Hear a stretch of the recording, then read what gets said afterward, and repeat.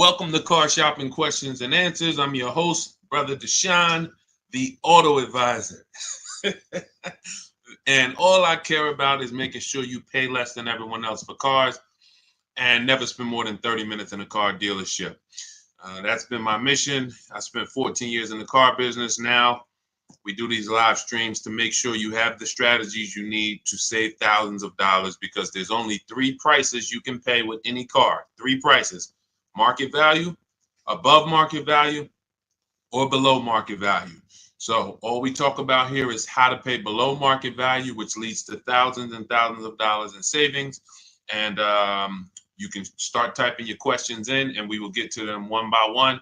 So we appreciate you actually tuning in with us. Everything what I'll be talking about on this stream is out of my new digital book. It is called Cars from Home. That's a mindset. 7 steps to saving time, money, and avoiding dealerships. You can get a copy of it anytime over the next 30 minutes for 75% off. It's normally a $97 book. It's worth every penny. You can see it's 5 stars. You can Google it. But as part of my welcome offer, I want to give it to you for 75% off. So if you get to my TikTok bio before 30 minutes or my Instagram bio, click that website there, or the YouTube comments or the Facebook comments, you'll click a link that you can activate that 75% off and get your book for $24 instead of $97. But it's only for 30 minutes, so make sure you get there before 30 minutes is up. Okay, so we're going to start out with Mary's question, which is what to say if I'm asked to make a down payment.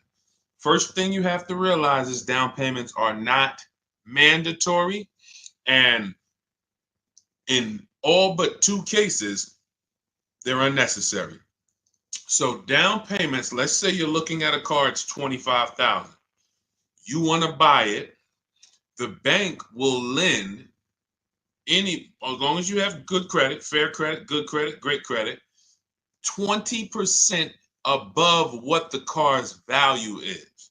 So if you're buying a car for $25,000, the bank will lend another, let's call it $5,000.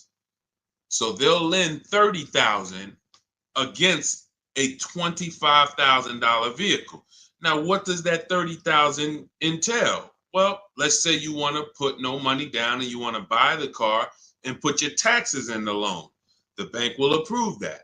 Let's say you want to buy it and put your fees, which may be a documentation fee and DMV fees. Those are the only 3 legitimate fees: tax, DMV, documentation. So you put that in there. So now that takes you from 26, 25. With the taxes, you go up to 28. With the fees, you go up to 29. The bank will lend up to 30 or 20% above the vehicle's value, which is 25, which means you can do a no money down deal. It is not required. Let's say the vehicle's value is 25, but because you have no shopping strategy, you pay 28. The bank only is going to lend 30 because the price you paid for the vehicle does not affect the value of the vehicle. If the value was 25 and you paid 28, the bank's lending 30. Now, the same is true if you get a big discount. Let's say the value of the vehicle is 25 and you get it for 20. The bank is still going to lend what? Up to what? Come on, type in the chat so I know who I'm talking to. I need to make sure I'm talking to the locked in people. 30, exactly. So the loan to value ratios don't change regardless of what you pay for the vehicle. Now, as long as you are trying to get a vehicle and be with everything you want to add to your loan is within the loan to value ratios, money down is not necessary, no matter what they tell you. But what you have to understand is if you come over and you have $5,000 of negative equity, now we have to take that into consideration. Can we do a no money down deal with $5,000 of negative equity? Possibly. It's going to go back to 20% above what the vehicle's value is. So you heard, oh, maybe I get a discount, get me a nice deal, below market deal, knock $3,000-4,000 off. and I can bring over more negative equity. But the only two people who cannot do these no money down deals, and more than the majority of it, is the negative equity people, because you just have too much baggage you're bringing over. And then if your credit is too bad, where you're trying to finance everything, but even with credit being bad, they're normally just charging you a higher interest rate. They're not usually, sometimes you'll see a lower loan to value ratio, but typically the 20% is going to be customary. So it's really the negative equity that stops people from doing no money down deals in most cases. When I was at Mercedes, some of you know I worked for Mercedes for 5 years. People with 800 scores would leave with no car, negative equity. So if you have a lot of negative equity, your goal is to find a car that you can get a huge discount off of, something like, $7,000-$10,000. Even if you look at somebody like Tiffany bought her Mazda using our strategies, using the strategies in my book. She got $6,530 off. Now that's a $44,000 vehicle. So if she had $6,000 of negative equity to bring over, she could do it, because she got a $6,500 discount off the car she was buying. So this is the basis for understanding no money down, Mary. And a key is for you to understand you need to be shopping for the price of your vehicle. The vehicle you're going to buy, you should be shopping for that with an out the door price, not with a loan. So let's say you are like, I want to buy a Hyundai Elantra. You should target whatever Hyundai Elantra you want, get the equipment, and then get a bunch of offers to see who's going to give you the biggest discount, because they're not all the same. They're very different. This isn't the Apple store. You could go to the Apple store in California, the iPhone's the same as the one in Florida. You go to a Hyundai dealership in Bay Ridge, Brooklyn, it's an entirely different price from, Inglewood, New Jersey. And total different price than, Metuchen, New Jersey. They're all different. And that's what you have to understand. When you're shopping for your vehicle, you're shopping for the dealer who's going to sell you the car at the best price. You will handle your financing, your down payment, your interest rates in a separate process. You don't want to mix those two. Okay? That's a good start for you understanding that you should not be in a position where they're telling you make a down payment, unless you put yourself in that position. You follow what I just talked about over the last three minutes, then you should not be in that position. You should understand when a down payment is not necessary. And almost anyone can do these deals with no down payment. Go ahead, Dolan. Let's shoot the next one up. Keep typing your questions. We'll keep getting to them. What's up, Josh? Thank you for liking the video. I see you. Thank you, Bianca. Welcome to the people who are shared. Malik, 621, thank you for sharing. Shout out to the sharers. I see you. It does not go unnoticed. I appreciate everybody who shares, hit that share button, and sends this broadcast to some other people. I appreciate you. All right, AG, car shopping for a used Tesla X, how to save or haggle. There's two types of used car dealerships. When I worked at Mercedes, the first Mercedes-Benz dealership I worked at, big markups, wants to negotiate. Big markups. $7,000, $10,000 markups, very exclusive cars in the particular case. But even if they didn't, they didn't have to have Mercedes. There's other dealerships that do this. They're going to leave themselves big markup, and then they're going to say, hey, let's negotiate. This is also for dealers who get a lot of traffic walk-ins. They're either on a highway. They know that we're going to get 50 people on a Saturday to walk in, so they can charge. They put these prices up. And they're not trying to really sell them online. They're trying to sell them to the unsuspecting locals. Now, different dealership says, I'm only going to mark my cars up $1,500 because I want to sell a lot of them. This is an entirely different model, different mindset, different process. Where you will get in trouble is when you're talking to a dealer, or you're about to buy, you're trying to buy from a dealer that has the $1,500 markup, has already priced their car better than anyone, and you're trying to get $2,000 off because you think you're talking to the markup dealers. That's when you end up losing. So how do we know the difference? We use a process. In my book, I have a process called the multiple marketplace strategy, where we have all the marketplaces open where used cars are. if a used car is not on a website, you should not be talking about. You shouldn't be talking to anyone about it. If you can't find a vehicle on a website, a public marketplace, where every dealer wants to sell their cars, do not negotiate on these cars because they can make up prices. Let's say if it was on a website, it'd be 26. You come in, you're like, hey, I like that blue car. Hey, how much y'all asking for it? What's to stop them from saying, hey, yeah, it's not on the website yet. We're going to be asking 29. And then you're like, oh, that sounds kind of high. Well, what did you think? I'm trying to get to like 24. Now, meanwhile, if you'd have sold for 26, you probably would have, asked for, but because you think he's asking 29, now he could talk you down to 26 and you think you got a good deal. Meanwhile, the price they should have listed it for was 26 to begin with. So that's why it's a dangerous, unwinnable game to ever negotiate with a used car that you can't find on a marketplace, public, because that's where their competition is. So we're going back to our system. We're opening up all the marketplaces, CarMax, Carvana, Driveway, eBay Motors, Cars.com, Auto Trader, Car Gurus, and Carfax. 8 marketplaces. Now, all of these marketplaces have different cars. And sometimes you will see a marketplace that has a car here for 34, but the same car is on another marketplace for 32 because they lowered the price. But because you only look at Car Gurus and you're not looking at Carfax, you didn't see that when they lowered the price, this website updates faster than this one. So that's why we're on 8 marketplaces.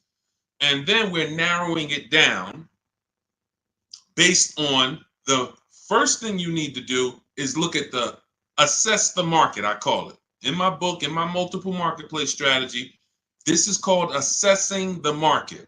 What's the low prices? What's the high prices? Where the low side at? Low side is around 22. Okay, I see that. Now, the 22s are going to be garbage cars, accidents, frame damage, title messed up. But every now and then you see one for 22.5, 23, and it has a good Carfax and it has good service record, but it may not be the color you want. So now that has already set the market for you. I want it black, but I see a white one here. It has everything I want, but it's not the color. That means the low side of the market for that car is that. That's assessing the market. So now we're trying to find a vehicle there because, again, there's 3 prices that you can pay for any car. Market value, that's what negotiators pay. Above market value, that's what people who don't negotiate, can't negotiate, don't like negotiating pay. And then you got below market value, which is what people who use competitive bidding and put dealers against each other pay. Now, when we look at these low market, now we're trying to see, do we wait for a vehicle to pop up and can we screen down a couple vehicles to get to a top 3 or top 5 best choices? Once we do that, those are the vehicles, AJ, that we're going to see if we can make a final deal on, because they're already at the low side of the market. So what's going to happen? Either they're at the low side of the market and you're dealing with a dealer like the first Mercedes dealer I worked up, meaning they're not going to sell the car for that price. They're going to try to mark up prep fees and marketing fees and all types of bogus fees, but they want you to come in first. They're not going to put that online. They want people to come in and say, hey, I saw this car. And then by the time, who's ever sat down, be honest, if you've ever sat down, you came to look at a car, they were asking like 22. But by the time everything got added up, they slapped like $7,000 more on it. Warranties, all types of stuff. And you're like, wait, who's had that happen? Type me if that's happened. And I need you to dialogue. Listen, I'm talking to the locked in people.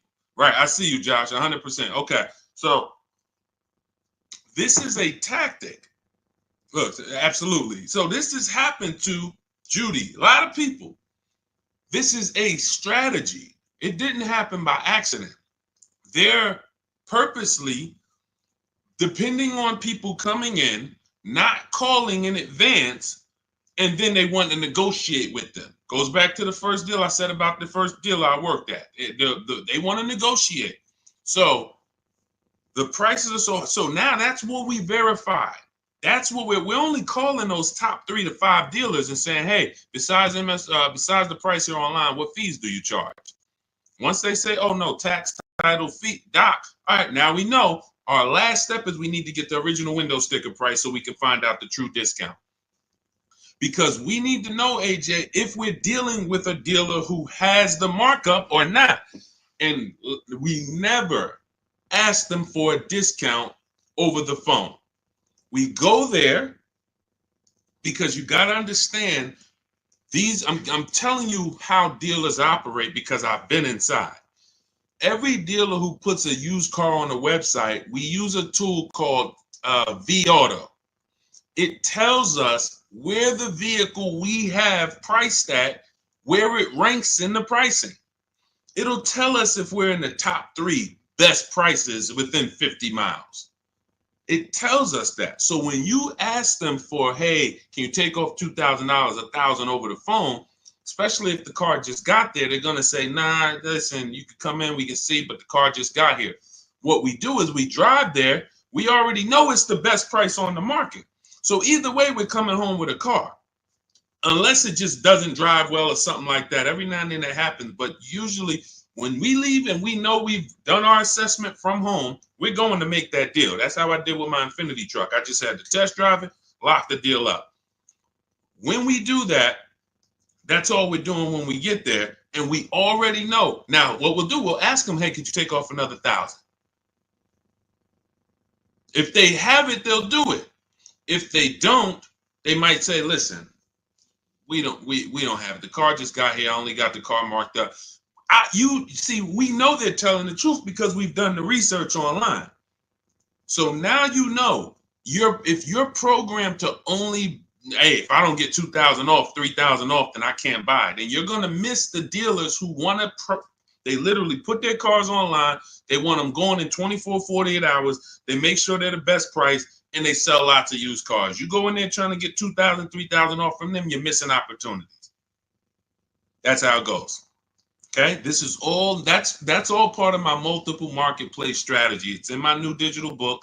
It's called Cars from Home, 7 Steps to Saving Time, Money, and Avoiding Dealerships. As part of my welcome offer, you can get your copy for 75% off, but it's only for 30 minutes. So you go to my TikTok bio or my Instagram bio, the YouTube comments, or the Facebook comments. You won't pay the normal $97 price, but it's only for 30 minutes. And then you'll have everything we'll be talking about on the stream step by step. Go ahead, Dolan. Next question.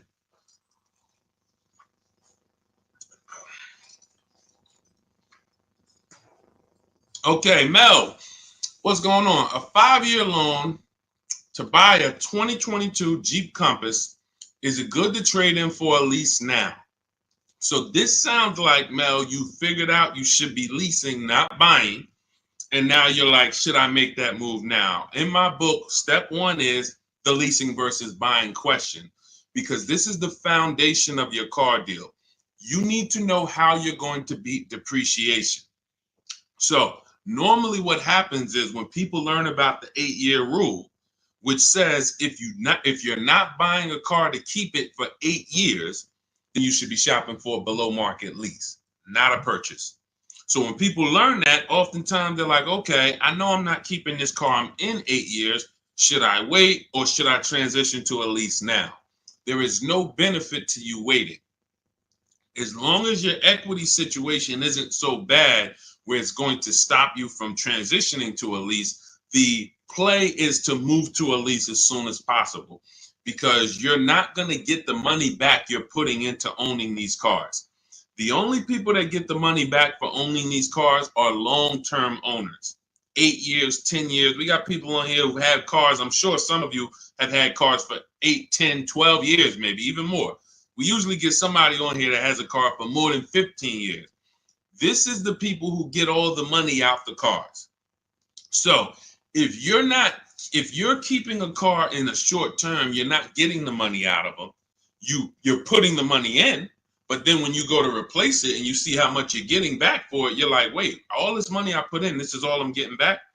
That's why you don't want to put the money in. And that's what happens with below market leases. You look at somebody like Zafrina. Zafrina's driving a $65,000 vehicle, Jeep Grand Cherokee. I got it here on the screen. She's paying $579 a month, no money down. So $65,000 vehicle, that would normally be $1,200-1,300. She's paying $579 a month, no money down. She's never putting the money in. Raphael, she has a Jeep. This is her second car using our process. This is my second car. Look, she said it worked. Follow a 2024 Jeep Grand Cherokee 4x4. MSRP is $46,000. Well, it's $45,900, but let's say 46. Payments $549. That's a 1.19% lease. That's normally at $45,000 before we even throw the taxes in. That's normally a $900 payment on a 5-year loan. You can type that into any auto loan calculator and see. So you're going from $900 to $549. $900 is what people are paying to buy, unless they put more money down. And then, see, people never factor in their money down. So that's why I always, when I'm talking to you, I'm going to let you know how much it costs with no money down. Because if it's $900 a month with no money down, but you decide you want to put $15,000 down, you can't tell people, well, my car payment's only $700 a month. What about the $15,000? Let's divide that, and then you'll see, no, it was actually $900 a month that you put into this vehicle. So that's why I compare, in every case, no money down, so we can really see how much these vehicles are costing us. So when you're paying $900 a month, you need to try to get that money back. And after a while, you'll see if you pay the car off and you keep it a long time, it makes sense. If you keep a car, somebody just said I had an 03 Camry from day one. Look, 307,000 miles. Now, time heals all wounds. He could have paid $10,000 too much for that Camry. Just overpaid. He didn't know what he was doing. It was supposed to be 20. They charged him 30. But if he kept the vehicle 20 years, do you see how that doesn't quite matter? What would matter is the short term. The short term. So the key is understanding, if I'm not keeping my vehicle long term, 8+ years, I shouldn't be buying, because I'm not going to beat the depreciation. I should be shopping for deals like Raphael got, like Zafrina got, like Jen got, like Ansley got, where they're leasing these vehicles, driving brand new cars, not putting a lot of money into them. They're paying cents on the dollar. These are below market leases. These aren't regular leases. And then you're beating depreciation that way because you're not putting a bunch of money into these vehicles. So there's no benefit, Mel, in waiting. You should do your equity assessment. You've already done step one, deciding whether you're going to buy or lease. Now you move to step two in our process. That's the equity assessment, where you call your bank, get your payoff, then go to the 6 websites we teach that pay cash: CarMax, Carvana, Driveway, KBB Instant Cash Offer, Car Gurus, AutoNation. Once you do your equity assessment, it's going to tell you, do you have positive equity, negative equity? And then you will move to the third step, but you have to do that first. So, but there's no benefit in waiting. None. Not one benefit in waiting longer to stay in a bad financial structure when you can go into a lease. Great question. All of this is in my new digital book. For those of you, you're sitting there, you're like, Deshone, there's no way I'm going to remember all of this stuff. We haven't even started warming up yet. You can grab my digital book. It's called Cars from Home, 7 Steps to Saving Time, Money, and Avoiding Dealerships. It has everything in there step by step, leasing step by step, purchasing new cars step by step, purchasing used cars step by step, making banks bid for your loan step by step. And you can get it for 75% off as part of my welcome offer in my TikTok bio or my Instagram bio. Click the website there, and or YouTube comments or your Facebook comments, and you can get it for 75% off, which will be $24 instead of the $97. But it's only for 30 minutes. Once 30 minutes expires, the welcome offer does go away. And $97 is still a great price for what you're going to get, but 24 is better. Okay, go ahead, Dolan. Next question. Just got the book the other day. Awesome, Mel. And I see you already made the decision about the step one, which is great. Just move to the equity assessment and just keep checking off the steps. Just trust the process. You're going to be just fine. Thoughts on leasing versus financing? Well, T, this is exactly what we just spoke about. I have a very clear rule. It's called the 8-year rule. where it says if you're not buying your vehicle to keep 8 years, you should be leasing. And not just getting any lease, you need to get a below market lease, because some people will tell you leasing, this is when you know it's bad. When a dealer tells you leasing is the same price as buying, you're dealing with an 80% dealer, which means they are going to charge you a lot of money. And that lot of money is trying to discourage you from leasing, but that's not what a lease deal would be if you shopped around. So look at Ansley. Ansley has a 2024 Infiniti QX60. It's a $58,000 vehicle. He got it for $554 a month. Only first month's payment down. I want you to pay attention to these details. We're not putting money down to get to these payments. These are what is called 1% leases, or anything below 1.5 we consider a good deal. Anything below 1% we consider it a steal. So it's a steal, it's a deal. And over 1%, over 1.5%, I say in my book, it's time to chill. We don't lease those. We don't sign those leases. They're bad lease deals.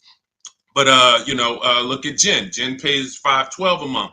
Now, normally these vehicles that they're buying would be $300 to $400 more per month if they bought them. So when you take somebody like Danielle's Audi. It's a $45,000 Audi, 44 and change. If she bought that vehicle, she's looking at a $900 a month payment, no money down, 5 years. She's leasing it, no money down, $550. So she's paying, call it almost $400 less per month, because we didn't even put the taxes into the price of the vehicle. So if we put taxes into that MSRP, then it might be around $48. And her payment's probably going to be about $950 for 5 years. She's paying $550. Now, let's just to give you an example to understand it deeper, let's say she got a big discount off this Audi. Let's say they knock off even $10,000 for her, which would never happen. But let's just say she knocked off, I just want to prove a point here. Instead of 48 with the taxes, let's say she gets a big discount. She's at 38 now. How much is the payment on $38,000? Some of you know every $5,000, and that's going to be a little, roundabout math for you to do. Every $5,000 is about how much per month? Let's talk to the people who know this. Every $5,000 on a car loan that you look at every $5,000 is about how much per month? Not 1,000, Mel. I think you typed an extra zero by accident. Yes. $100. Yes, $100. Yes, I see a lot of people. Look, thank you, Cleef. Yes, I listen, man. I love the locked in people. Shout out to the people who locked in, following, and learning from what we're talking about here, not just letting it go in one ear and out the other. So when you look at a $10,000 car, you should automatically think that's $200 a month. $20,000 car, $400 a month. $80,000 car, you should be thinking, okay, that's $1,300 a month. So when you have these parameters, you don't get in trouble and you don't let people slap you in long loans. And how my payment so low? That's because you're in a 9-year loan. So when you have these parameters, you can't be tricked. So let's go back to, if she got a big discount off that Audi, 38 instead of 48. She's still looking at a $750 payment, $775. She's paying $550.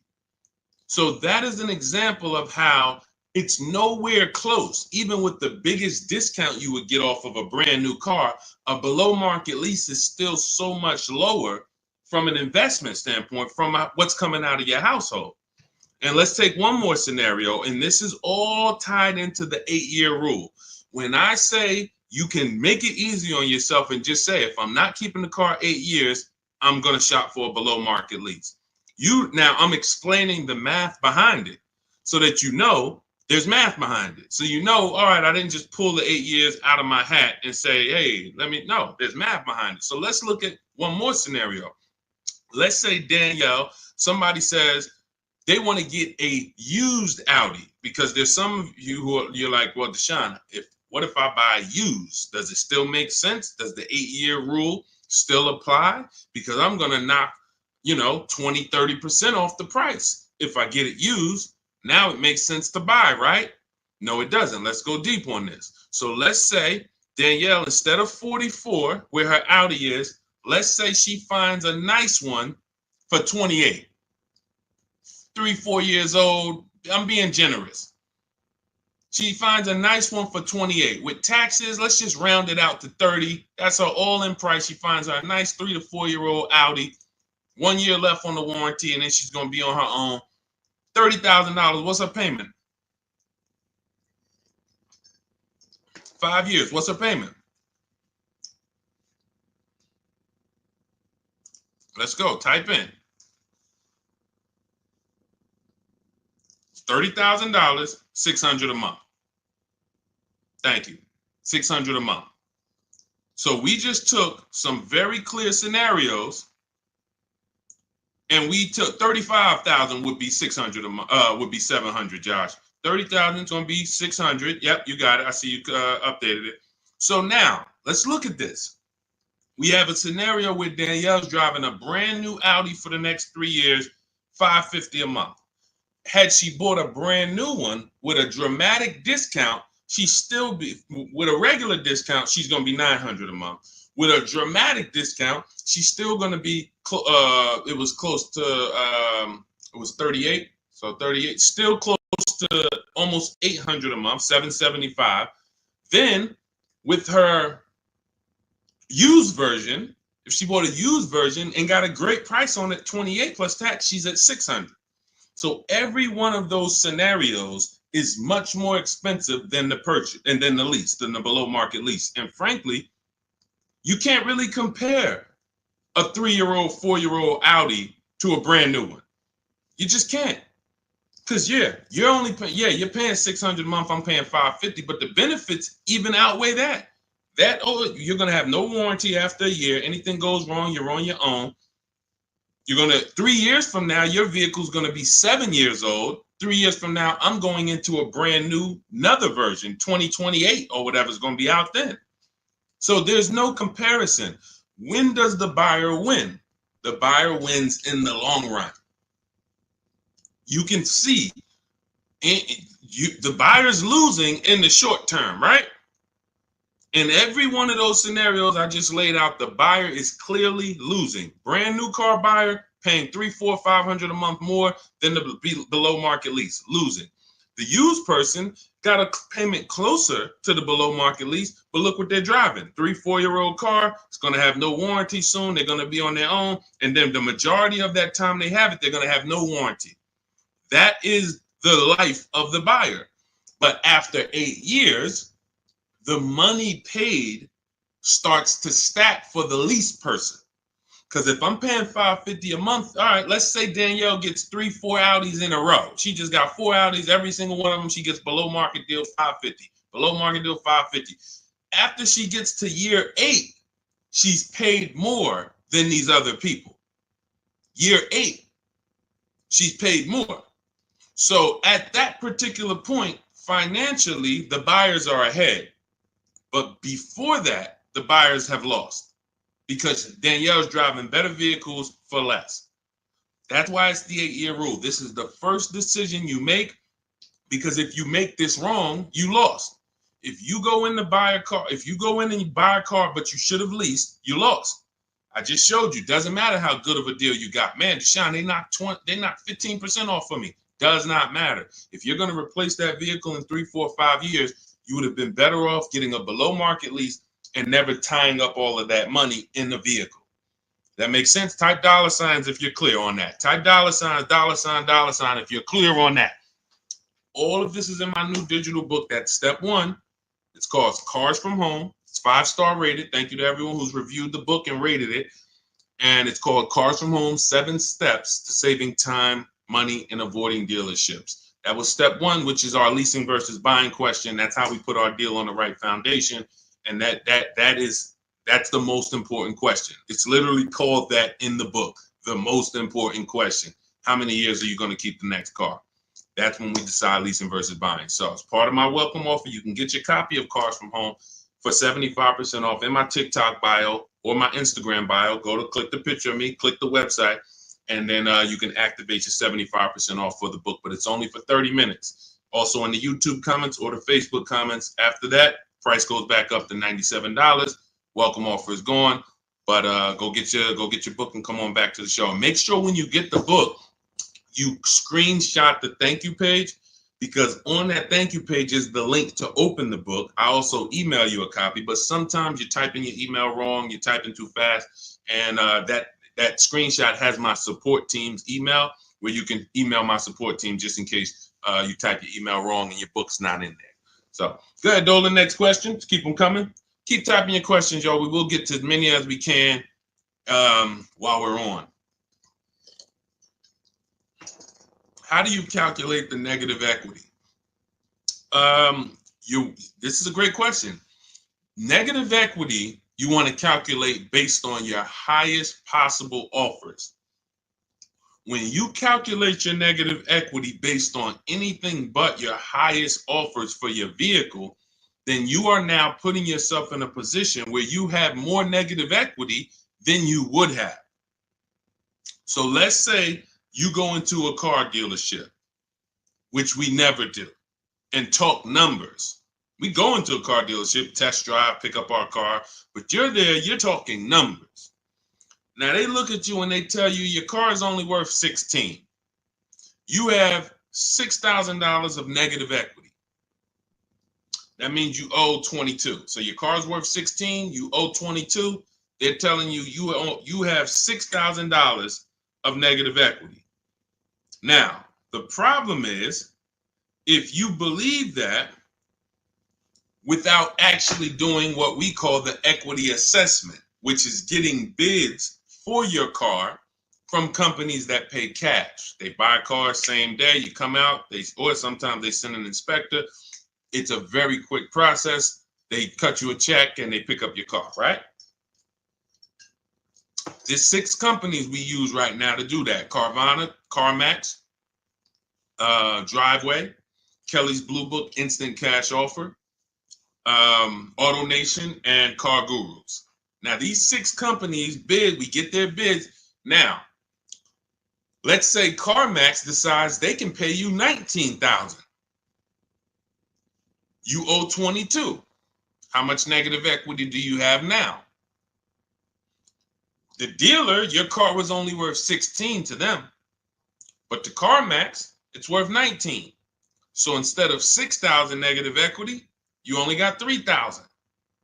But if you didn't get the highest offers for your vehicle, your negative equity is going to appear larger. It's going to be larger. And it's not because it should have been. It's because you didn't employ strategies to maximize your vehicle's value by putting it on the open market. You wanted to do a quick deal and you took less money than you could have gotten trading in a car. We don't do that. So, Mary, we do the equity assessment. That's going to tell us right then and there how much negative equity we have or how much positive equity we have. It takes 15, 20 minutes to do. Just go to those 6 sites. That's in my book, Step by Step. That's step 2, the equity assessment. Once we actually decide whether we're going to buy or lease, that's step 1. Now we move to step 2, which is the equity assessment. We don't move forward until we found out what our equity position is. Okay, does that make sense? All right, go ahead, Dolan. Next question. And some of you are going to find out that you have more equity than you thought, and you don't have to wait to sell your car. So, I've had people who thought they had to wait until the car was paid off. If you ever, you might have thought, Sean, I thought I had to have my title to sell a car. No, you don't. You can sell a car you still have a loan on. Absolutely. And the reason I know this, people think this way, because when I was at the dealership, people would walk into the dealership. I get a guy who's like, hey, is that the new version there? That's the 2020 whatever. I'm like, yeah, that's the one just came out. He's like, all right, I got 3 more payments left, and then I'm gonna come see you for that. I'm like, what? Hold on, let me talk to you. Because someone told him, and it could have been based on 30 years ago. Maybe there was a time when you couldn't sell a vehicle without paying it off and having the title. I don't know. But in this particular case, it makes no sense to run a race, pay off a car, and then turn around and go get another car. You should be leasing. Because that's one of the downfalls of leasing is you always have a payment. Now, there's benefits there, but if you are buying and you always have a payment, because literally as soon as you pay off your car, you go get another car, and then you go get another car, and you always have a payment, you've never reached the reward stage of buying. So, IG, how would you know a car is below market value? Who to believe? CarMax? No, this is not. We don't believe companies. You know a car is below market value by looking at the market and getting multiple offers. There is no quick, oh, let me plug this in and this tells me this. We don't trust anyone. There's no trusting or believing anyone. You want to assess the market. If I'm looking at a bunch of used cars and I'm looking at, okay, 2020 to 2022 Honda Civics, I can see what the low side of the market is. They're at 19. I can see the middle of the market is about 23. Then I can see these all of my other ones, they high. I need to know where the low side of the market is. If I'm leasing, everything we do with buying, if we're buying a new car or we're leasing, we use a strategy in my book called the 25 to 5. We connect with 25 dealers online. We're going to get 5 offers. This is for new cars and leases. Assessing the market for these cars comes through multiple offers. So when I look at, let me give you an example. I use an example like Teddy. So Teddy gets multiple offers. How does he know that his BMW deal is a below market deal? Says here, look, the post is a bit wordy, but I'm too pumped. I will never lease another vehicle any other way. From start to finish, this deal took 6 days. Connected with 25 dealers online. We do this in 20 minutes. I show you in my book how to do this in 20 minutes. 4 nearby states. He's on the Indiana border. I received 10 offers. I only use the scripts provided. So I provide you with email scripts, copy and paste, because I know everything these dealers are going to say. Obviously, I was a car dealer for a long time, so I know the canned responses. So I wrote the email templates to respond to them. Now, he ends up, this is a $73,000 vehicle. He closed his deal at $856 a month, no money down. Now, how does he know $856 was the below market deal for his BMW? Because his highest offer came in at $1123. So you can see my highest offer during this process from a different dealer was $1123. Look, the dealer closest to me, the local dealer, came in at $986. So his closest dealer is $986. His highest offer is $1123. He closes his deal at $856. It's clearly below market value because he sees the market. The only way to get below market deals is to look at the market. That's why we have the best system for getting multiple offers on new cars and leases. Or if we're shopping for a used car, we're looking at multiple options. That's the only way. That's why I said there's 3 prices you can pay for any car. If you're going to buy a car, lease a car, if you're going to buy a new car, buy a used car, or lease a car, there's 3 prices you can pay. Market value, that's what negotiators get. They don't know if they're actually getting a below market deal. They're just negotiating to try to get to the bottom. But they don't know they're at the bottom because they don't even know if they're at the dealership. Let's just say, let me go back to Teddy's deal. Let me show you an example of why you can't get a below market deal from the wrong dealer. This Teddy's local dealer comes in at $986 a month. Now, we have counter offer calculators in my book. His $986 from his local dealer is not the first offer. That's the last offer. That's, hey, we're not doing anything lower than that. The highest offer, $1123. We're not doing anything lower than that.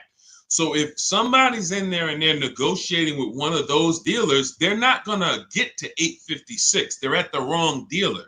They're at an 80% dealer, and 80% dealers want to make a certain amount of money or they're not going to sell the car. If they can't make $5,000, they're not going to sell a car. $7,000, whatever it is, I'm not going below this. Meanwhile, the dealer who beat everyone's offer at $856, maybe they only made $2,000. Maybe they only made $3,000. Who knows? But the point is, they said, I don't need to make all that. I'm going to beat my competition and sell this person a car. That's a 20% dealer.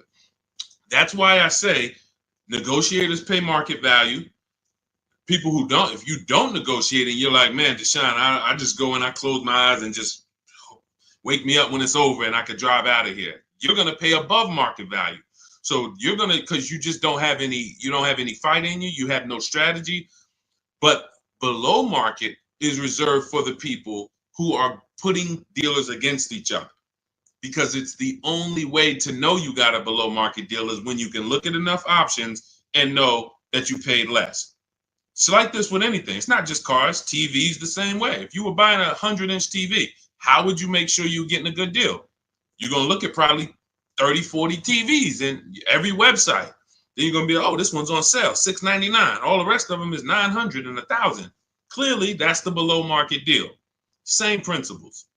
Same principles. Go ahead, Dolan. Next question. You know, coincidence. All I do is teach you to shop for cars like you shop for everything else. Everything else in life, you shop this way except cars. Cars, you shop a way you wouldn't shop for anything else the way you shop for cars. Think about that. Am I right or am I right? Type right if you know I'm right. The way you shop for cars and buy cars, you won't buy anything else like that. You don't buy houses like that. You don't buy jewelry like that. You don't buy maybe jewelry. That's a little, you know, because it's sometimes tough to put people against it. But you don't buy TVs like that. You don't buy furniture like that. Just walk in and all right, go back and forth. No, you're comparison shopping. You're using the internet as your friend to get the information and start to have multiple options. That's all we do when it comes to cars. That's why we win easily. It's no struggle when you're using the internet to put people against each other. The struggle is going in and battling and begging someone to take money off when you're already about to spend 30, 40 grand with them. Imagine that. You're about to make a $40,000 transaction and you're just begging, come on, can you take off another 500? Just $40,000. All right. Best SUV to buy. This is all subjective. If you want to look at ratings, feel free to do that. I don't recommend cars because it's just too subjective. There's over 40 car companies. All of them have vehicles in every size category: compact, midsize, large, 3 rows. So there's so many categories. The key is this: find one you like based on looks. I like the look of that. And then you can come home and do what we call a quality check. This is in my book. This is in step 4. This is when we make sure the car we're shopping for is a good car. Some vehicles have a bad DNA. I want you to remember this. DNA you can't get around. You cannot repair DNA. So if a Nissan has a particular transmission that goes out between 80 and 90,000 miles, I never get it, because I would never buy that car, because there's nothing I can do to escape what might happen. It's just literally the luck of the draw. Maybe mine doesn't go out at 80, 90,000, but these vehicles are known for the transmissions going out from 80 to 100,000 miles.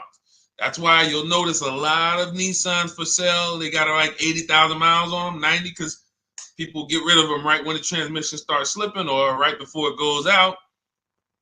That's what happens. So you can, and this is not all Nissan. So you need to, we always type in the actual car to Google, and we type in 2000, we put the year, the make, the model, 2000 Honda Accord reliability, 2018 Nissan Altima longevity. There's three words that we use that you need to get familiar with: initial quality, reliability, longevity. This takes 5 minutes to do. Initial quality tells you, what does the data say? What are people saying about the vehicle the first 90 days? So if you're leasing a car, you're going to buy a car new or you're going to lease it, you need to know what the initial quality reports are. What are the owners saying the first 90 days of the vehicle? Is it in the shop? Is it electric problems, little malfunctions, blind spot, whatever? That's initial quality, first 90 days. Reliability is your first 3 years. So you need to know, what are people saying about this car, not my neighbor. Not my neighbor. My neighbor owns one of them. There's 10,000 out here. What are they saying? Maybe my neighbor got a good one. You know what I'm saying? Your neighbor might have just got a good one. But I need to know, what are people saying about this vehicle the first 3 years? That's reliability. And then longevity is the long run. 7, 8 years, the engine. People, you're going to see people like Motor Trend and Vehicle Engines, all these websites that all they do is study engines and longevity. What are they saying about this vehicle? Are they saying that the transmission's known to go out? Sometimes you'll type in 2018 Kia Sorento longevity and you'll see right at the top, with proper maintenance, these vehicles are known to last 200,000 miles. That's a good sign. Now all we need to do is make sure we're getting a good one that has been properly maintained. But that's the DNA. So when you ask the best SUV to buy, my goal for you is to avoid the vehicles that have bad DNA. They have bad data. Could be a year. Could be the 2018 was trash, but then they saw that the 2018 was trash and they changed it, and then they made a better 2019. So it's all up to the year. I appreciate it, Rob. Thank you so much. Go ahead, Dolan. Next question. That's in step 4. See, that's shopping, not buying. We have 7 steps in our process. Most important question, step 1, equity assessment, step 2, deal focused budgeting, step 3, shopping, not buying, step 4, multiple offers, multiple options, step 5, paperwork and protection, step 6, and delivery is step 7, pickup or delivery. That's it. So everything I'm teaching on the stream is always going to be out of one of those steps. And for those of you who have the book, here's what you should always be asking yourself. Where am I at in the process? What step am I at in the process? Because you've come from not having a process.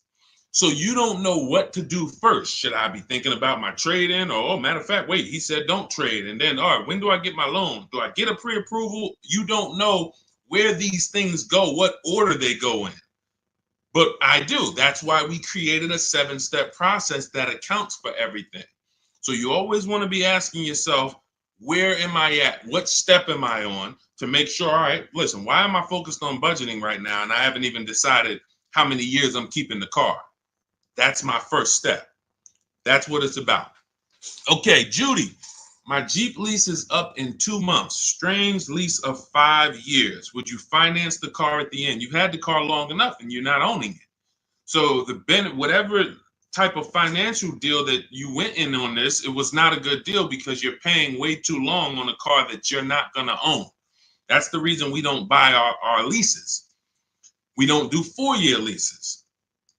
Paying too much, unless you're paying like $200 a month or something ridiculously low, where you add up all the payments, add them all up. Look at it. All right, I gave them $2,000 up front, and then I paid $400 a month, and I've been paying $400 a month for 5 years. That's 60 months. All right, wow.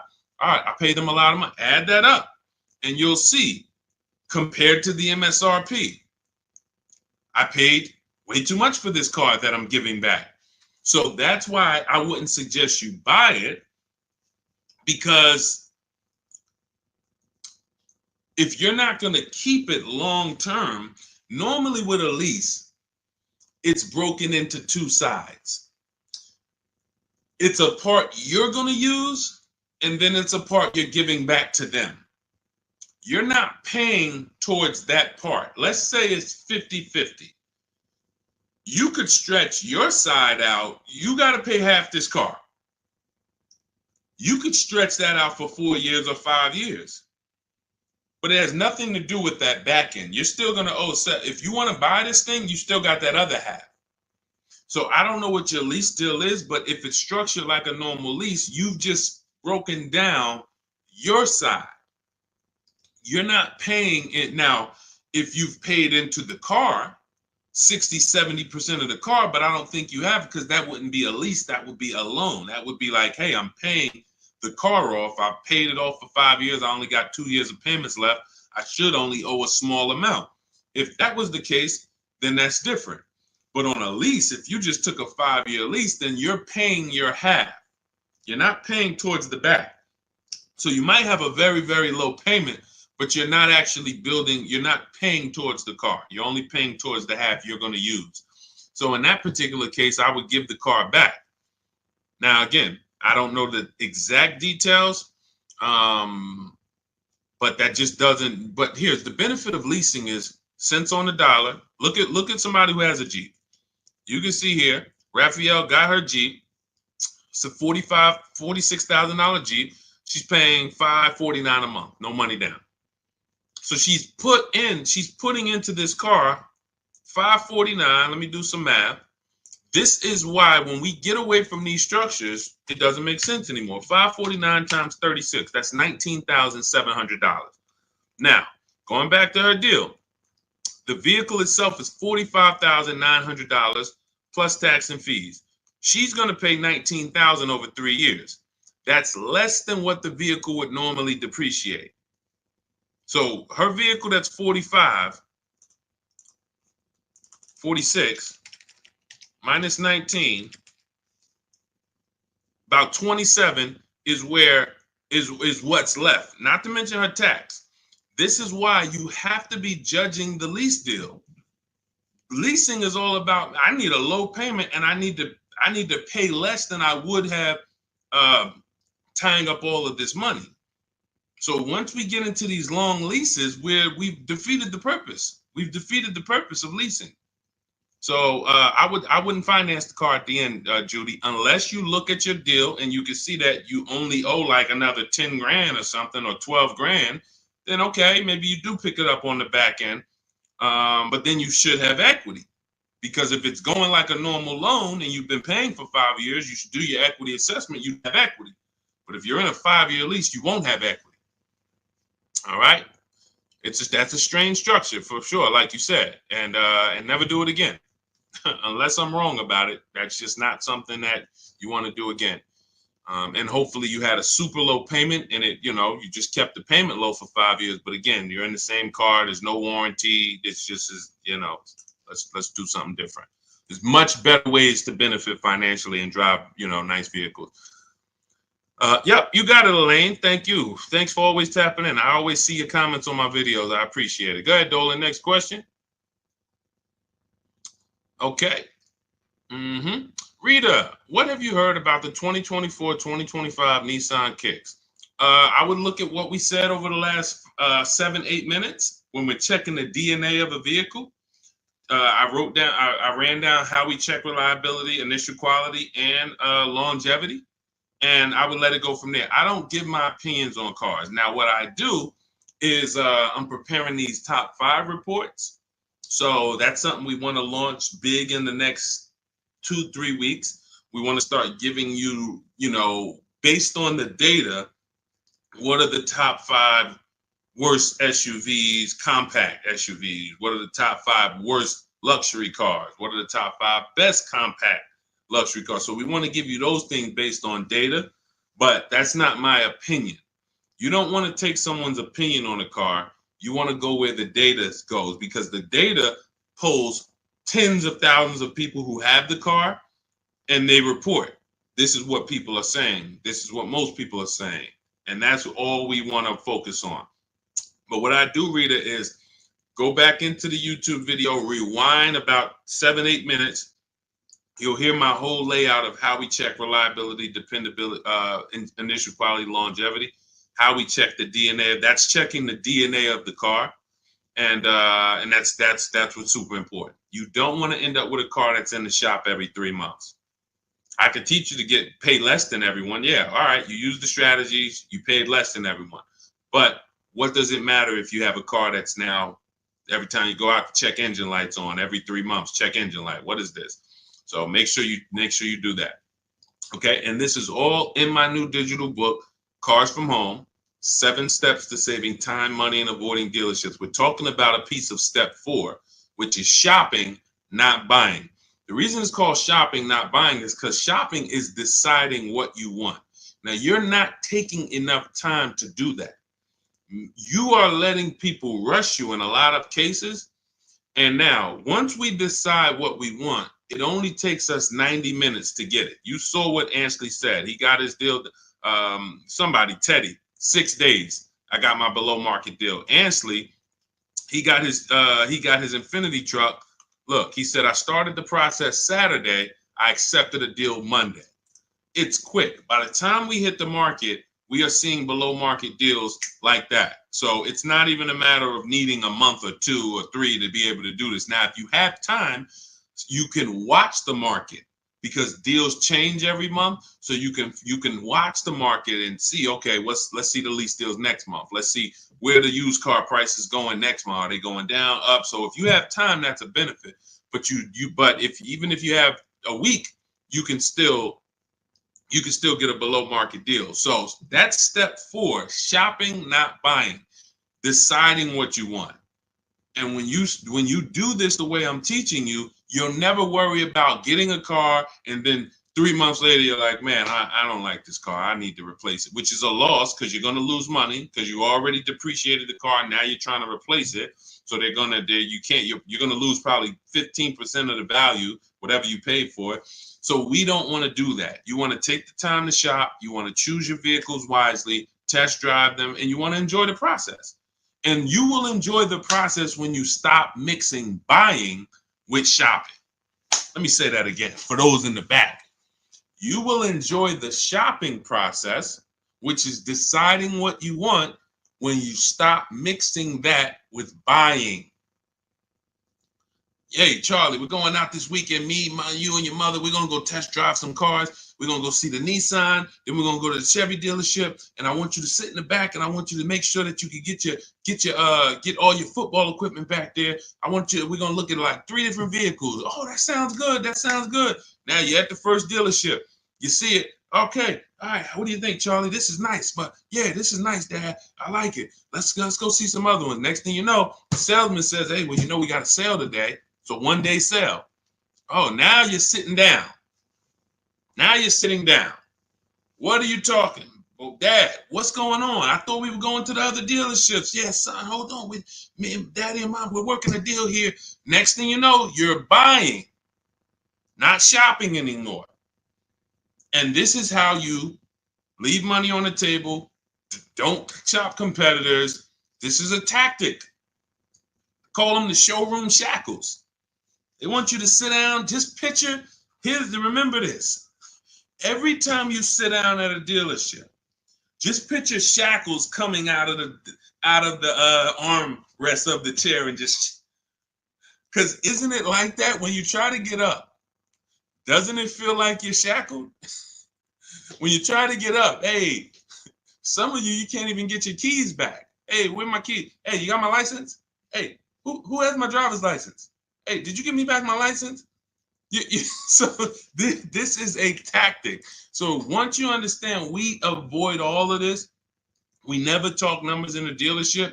When we're there to shop, which is decide what we want, test drive, go home. If that's the vehicle we want, we will be reaching out to buy it from home, online, by email. And if you're going to do it your way, you can call around, you can call them, but do not discuss numbers at the dealership. It's a losing battle. You have no leverage there. Go ahead, Dolan. Next question. All right. If you're getting value out of the stream, can you type a $, $, $? Just send $, $. Let me know you're getting value out of what we're doing.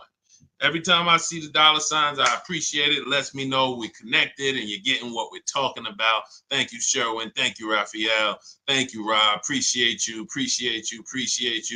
All right. Listen, let's go. Next question, Dolan. Yeah. Thank you, Jeremy. I appreciate it. I see you. Thanks, Tracy. Which value guide do most lenders use to determine value? Probably NADA.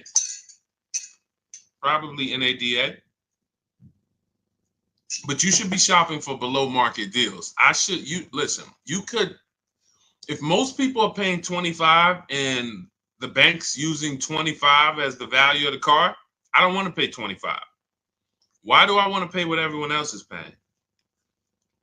So using the strategies we're discussing, multiple offers, low market, everything we're doing, you're in a scenario where when you pull up to someone with the same car, you've paid 2, 3, 4,000 less than them if they got market value.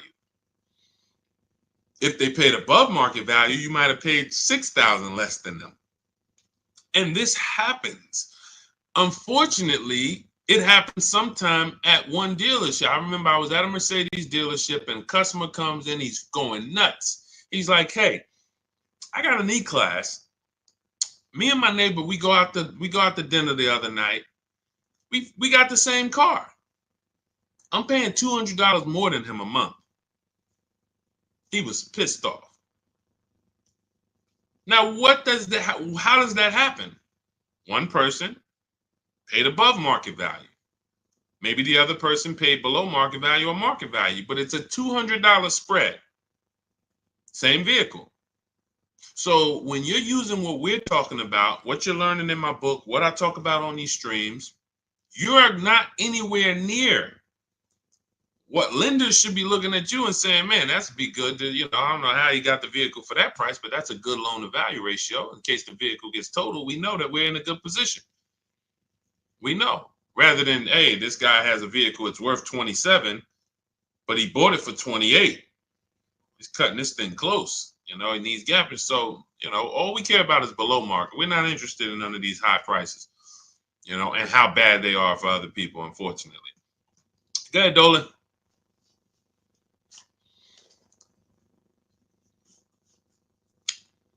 For Countess, does it matter what type of vehicle you lease? Well, every vehicle has a different lease program attached to it. So every trim level has a different lease program attached to it. So a Mazda 3 Sport has a different lease program than a Mazda 3 Touring in many cases. Has a different lease program than a Mazda 3 Grand Touring. So every vehicle is different. Here's how I look at leasing, and here's how I want you to look at it if you want to talk value and money saving. You're looking for the car that you could drive the highest MSRP car for the lowest price. So my first lease was a Pontiac G6 $256 a month. It was like a $20,000 car in 2006. I paid a little more for it because I didn't have the credit. I had never financed the car. So I had to pay, I think I got tier 3 through my dealership. It was like maybe $40, maybe $30-something more per month that I had to pay. But my next lease was when I was at Mercedes, I leased an Infiniti that was next door. It was like a $32,000 car, $325 a month. It was an Infiniti G25. And then maybe a $35,000 car, G25. Then I leased a Q50, which was a $45,000 car, $345. Then I leased another Q50 because this was my wife's car, $365. And then I leased myself a Jeep Grand Cherokee 2018, $330, $35,000 truck, $330 a month. These are all under 1%.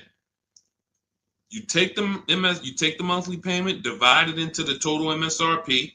If it's under 1%, this is a steal. Incredible value. You're driving very expensive vehicles for very, very low payment. So, and then the last Infiniti that I got that I leased was we had 3 Q50s that my wife drove. And the last one was $365. So it kept going up by $20. Every time it would go up by $20. We had 3 Q50s. These were $44,000 vehicles.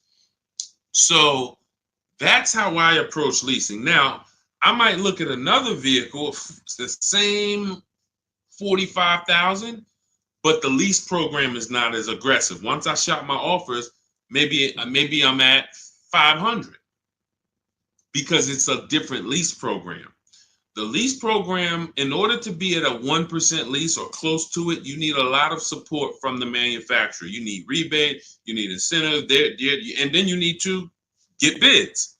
So you can have a great lease program, but if you're at an 80% dealer, you're not going to see these deals that I've been showing this whole stream. You're not going to see any of these deals. You need a great lease program, and that combines with the bids that you're getting. And then once you get that, you can see, am I at 1%? Am I at 1.2%? Am I under 1%? Zafrina got a 0.88% lease on that Jeep Grand Cherokee, the electric version. She got a 0.88% lease. Ridiculous. $65,000 vehicle right here. She's paying $579 a month. No money down. $65,950, $579. That's a 0.88% lease. Ridiculous value. Ridiculous value. So the lower value, the lower percentage, the better.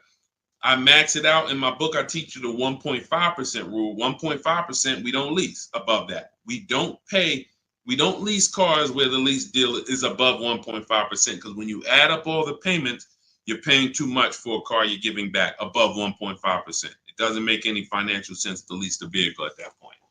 We just go to another vehicle. I've had people that said, Deshone, I wanted to lease the Range Rover. I got all my offers back. It was 1.6, 1.7, 1.9, 2.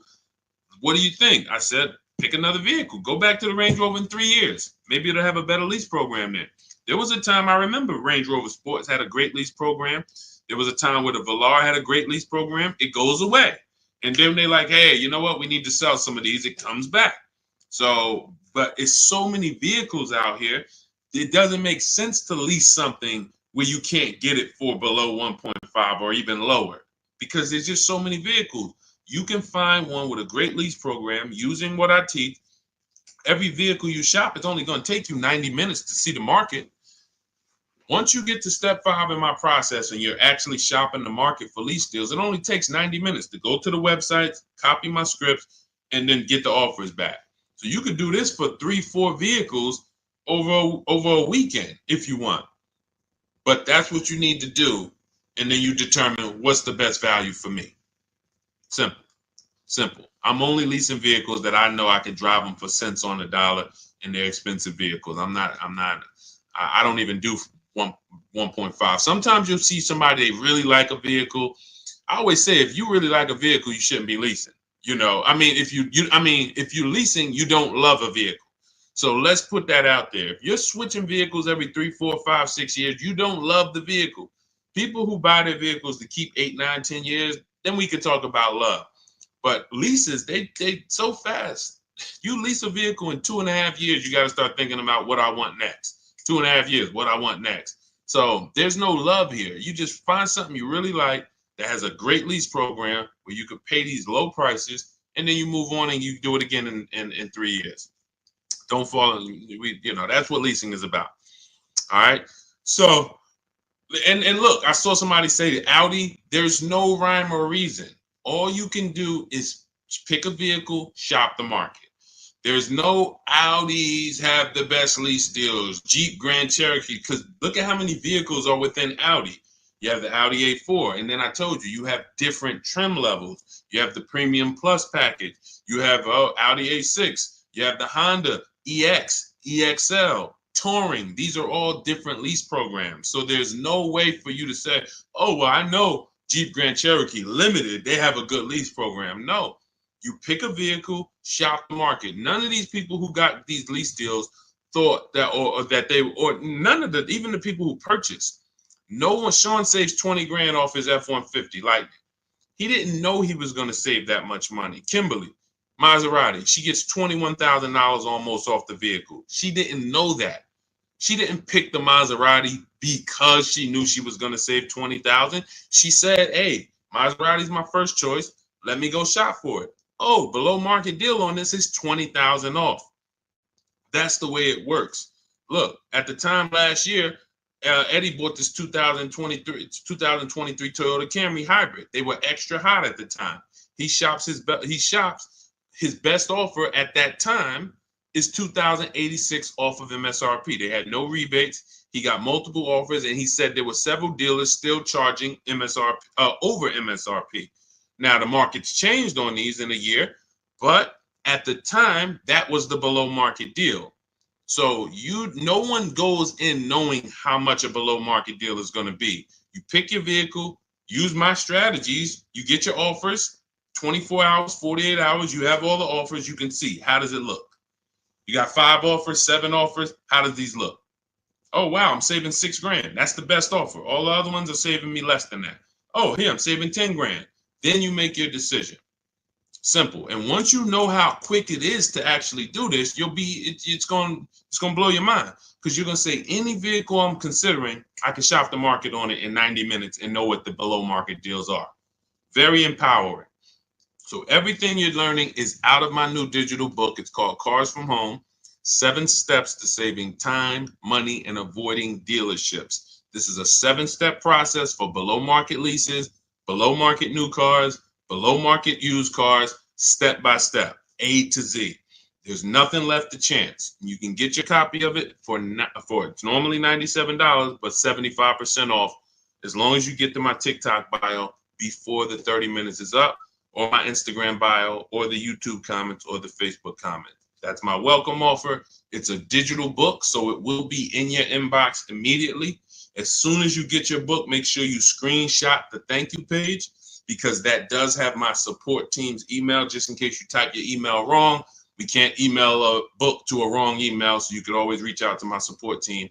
And also on that page is the link to open the book. So as soon as you get it, you might want to open it, save it to your computer, but save the master link, because anytime I update the book, you actually get the updates. A couple months ago, Vroom went out of business. Vroom used to be in our equity assessment, used to be on our used car marketplace reports. They go out of business. We got to delete them. I went into the file, removed Vroom. Everyone who opened the book after that never saw Vroom again. So you keep the master link. That way, when I update the book, you get it. I don't charge for updates. I want you to win. That's why I'm giving you the welcome offer, where you could even get it for $24 instead of $97. But even if you miss the 30 minutes, you should go and get your copy for $97, because what you're going to benefit from is going to be 10 times worth what you paid for it. But if you get there before 30 minutes, you can actually get it for $24 instead. So go get your book. I appreciate you tuning in. I want to see you win. Make sure you email me your car deals when you make them. Send them to me by email. I love to see your deals, so I can bring them into the show and keep, talk about you the same way I'm talking about everyone else. And we'll make this happen. Keep unlearning. Leave everything you learned at the door. When you get my book, don't bring any of your old ideas to me. Trust our process. Leave all of that old way at the door, and your success is guaranteed. So I'll see y'all on the next stream. God bless you.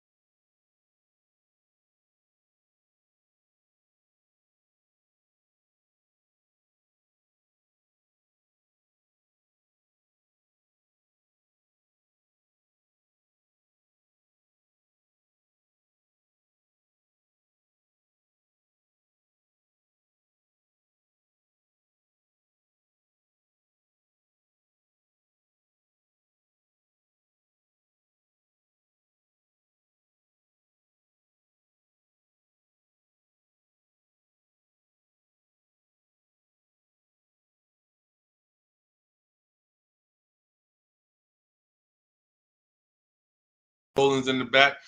Welcome to Car Shopping Questions and Answers. I'm your host, Deshone, the Auto Advisor. This is all we do here, is make sure that you have the answers you need to shop the way you should be shopping in this car market, and in any car market.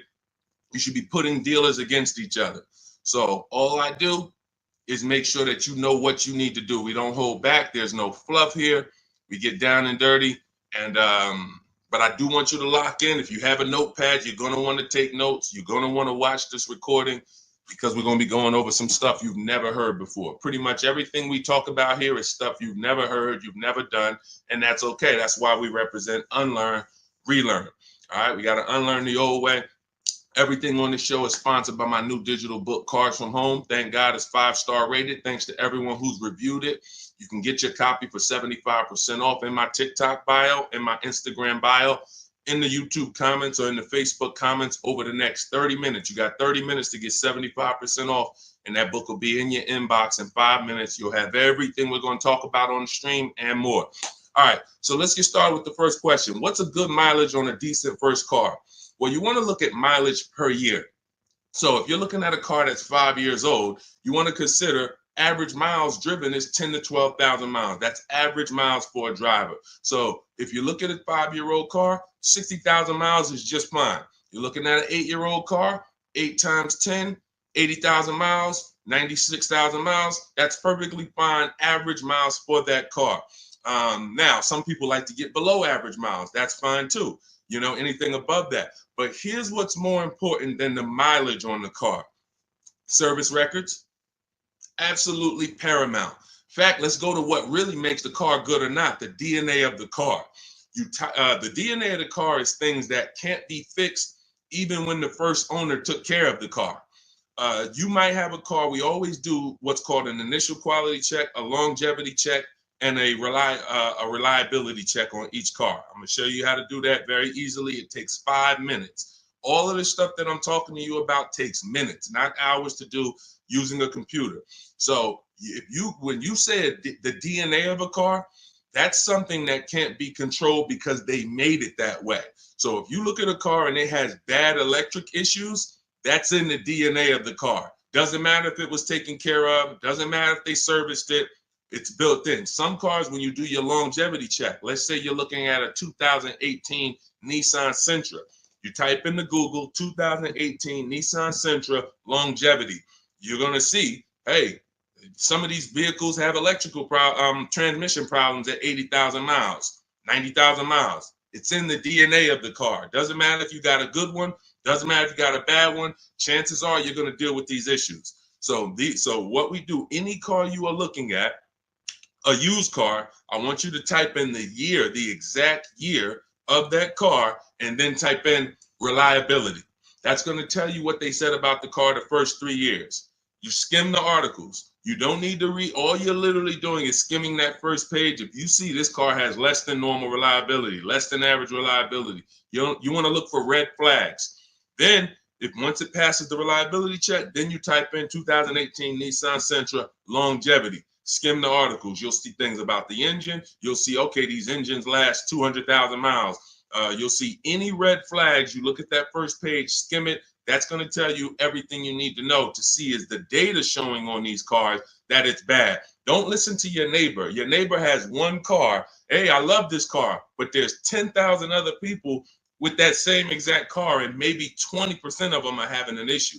So go where the data is, type in that search. It's very easy to do. That's in step 4 of my book, which is called Shopping, Not Buying. All of that is we do a 7-step process, and we do not buy any car or lease any car without checking the DNA of the car, which is the data. That's more important than the mileage on a used car. Great question. Let's go. Keep typing your questions. We'll get the next one. All right, we'll get the next question. All right, let's go. Is it better to say I have a trade-in or not? Great question. We don't use the word trade-in. That's actually a curse word here, because I'm going to tell you this. If you had this phone, will you get more money? I want everybody to lock in. Stay close to your keyboards. We're going to go through as many questions as possible. If I had this phone and I wanted to sell it online, would I get more money selling it online, or would I get more money trading it in for another phone? Type into the comments. Would I get more money for this phone selling it on the open market or trading it? Sell or trade? Thank you. Sell, sell, sell. Okay, shout out to the people that are locked in. So that's a good indicator of why trading does not get you the most money. Trading is a convenience thing. Now, we used to have to sell our cars privately if we wanted to get more money. Used to have to list them on Facebook Marketplace, have a bunch of people come by your house. They're driving it. Hey, you mind if I look under the hood? Strange people. We don't have to do that anymore. Why? Because there's big companies that cut cash checks for our cars, and it's easy to find them.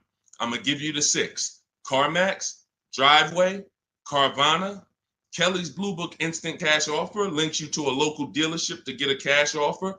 Auto Nation links you to a local dealership to get a cash offer. Car Gurus link you to a local dealership for a cash offer. This takes 20 minutes. This is step 2 in my book. I call it the equity assessment. You have to maximize the value of your current car. You're also going to learn that we don't mix transactions here.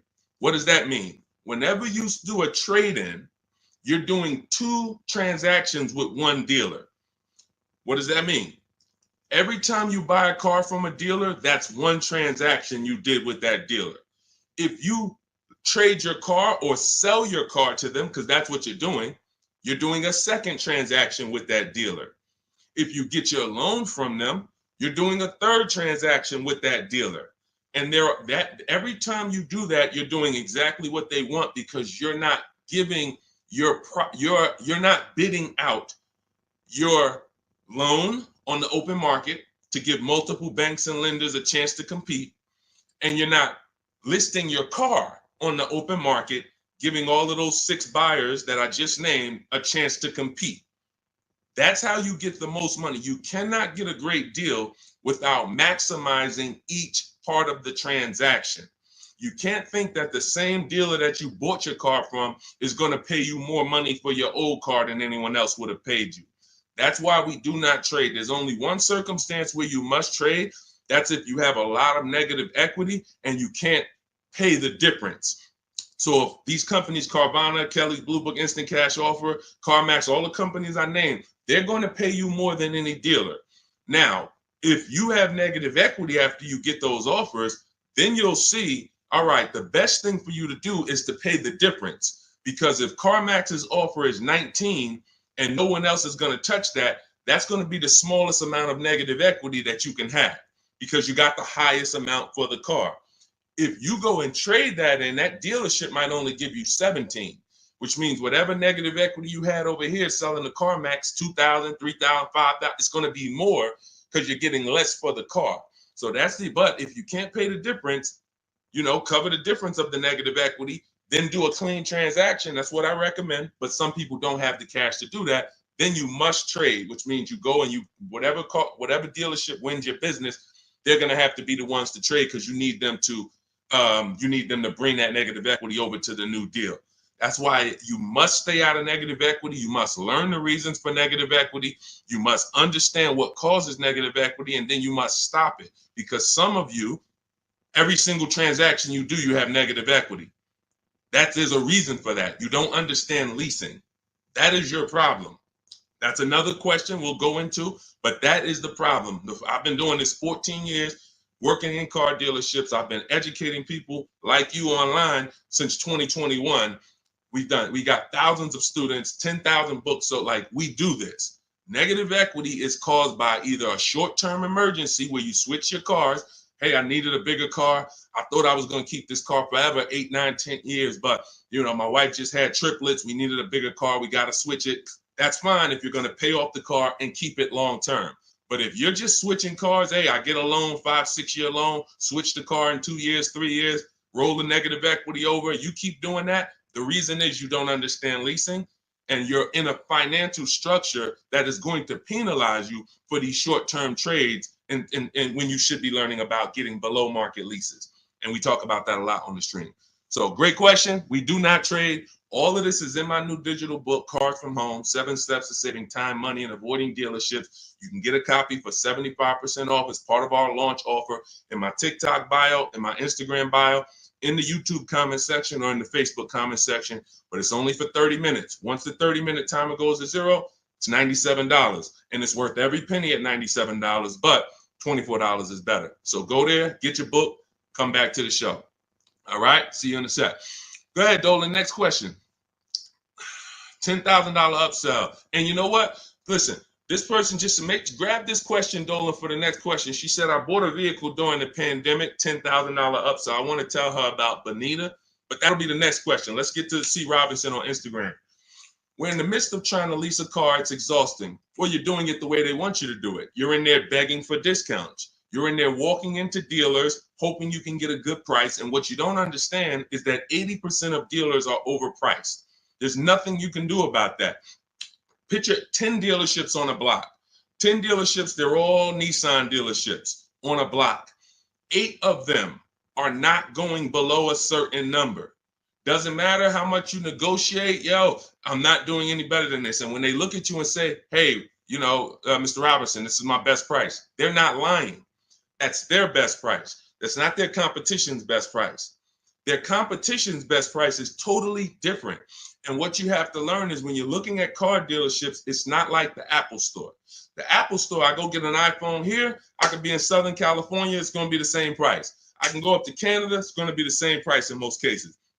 This is a convenience aspect. They fooled you into thinking, oh, the Nissan dealer you're at, we're just the closest one, but we're all the same. They're not the same. They compete every single day to see who's going to sell more cars. They report their numbers at the end of the month. They're competitors. They sell cars for different prices. So what you have to now do is bring that competition into your car shopping. You cannot do it going from dealer to dealer. If 8 out of 10 dealers are overpriced, then you need to figure out, how do I talk to all these dealers or communicate with them at one time to where I'm going to be able to get numbers from all of these dealers or whoever has a car, and I'm going to pick the winner. That is what we do. That's why our entire mindset and philosophy is called Cars from Home. There's only 3 reasons we're in a car dealership: to test drive, then we leave; to have our car appraised if we're selling it to a used car manager, then we leave; or to pick up our car because they don't deliver. That's the only 3 reasons. We are not there to talk numbers. We're not there to find out what's the specials of the day. We do all of that from home, online. You have the internet at your disposal. You wouldn't walk into a store to buy a $2,000 TV. Nobody would. No one who wants to get a good price on the TV, you'd be at home looking at all the TVs online and then saying, okay, boom, that's the best one. And you can make that decision in minutes because you have the internet at your disposal. It's the same way with cars. We have the online shopping system that allows you to get 5 offers because you must get 5 offers. I just told you 80% of dealers are overpriced. So that means 4 out of 5 dealers are overpriced. When you walk into Nissan and say, hey, there, can I get a quote on a lease? And they give you $799 a month, you leave saying, man, Nissan's expensive. No, Nissan of Bergen County is expensive. Nissan of Bay Ridge is expensive. You need to understand that that is one dealership. And when you grasp that, you won't be going into dealerships to get prices anymore. You'll be sitting at home like we do, getting prices online so that you can see. When you go to my book page, you'll see dozens of people. We share all. I've helped so many people learn this. I'm so fortunate because once I saw that they were able to do this, it just made me say, let me keep sharing their stories. See, anyone knows, okay, Deshone, you've been selling cars 14 years. You've been doing this since 2006. Obviously, you can get great deals. That's why all I do is share what my people who learn from me get, their deals, because they're all that matters. So you want to get 5 offers, Mr. Robinson. It doesn't matter if you're going to call and do it. Talk to sales managers. If I was calling, I would be calling and talk to salesmen. Now, who does not like talking to car dealerships? Type me in the comments. Stay close to your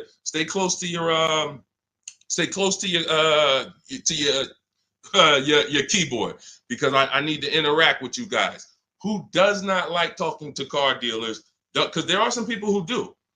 When I was in Mercedes, it was some people who used to pop into the dealership every 2 months. They just come in. Hey, what are you doing here? And they're like, it's just, they get a thrill out of it. But if you don't like talking to car salesmen, type me or type hate it. I would only talk to managers if I enjoyed talking to car dealerships. I would only talk to managers if I enjoyed it. I would never be talking to car salesmen about a car deal. I would only talk to managers. That's one way to do it. But it's not as easy as our way. Now, if you're not going to use my book, talk to managers. Talk to managers. You must get 5 offers because then you're going to see how the heck is the same car, same $35,000 car. One dealership's charging me $560, no money down. One dealership's charging me $490, no money down. One dealership is charging me $395, no money down. How are these offers so different? because you're proving to yourself what I'm trying to tell you, which is 8 out of 10 are overpriced.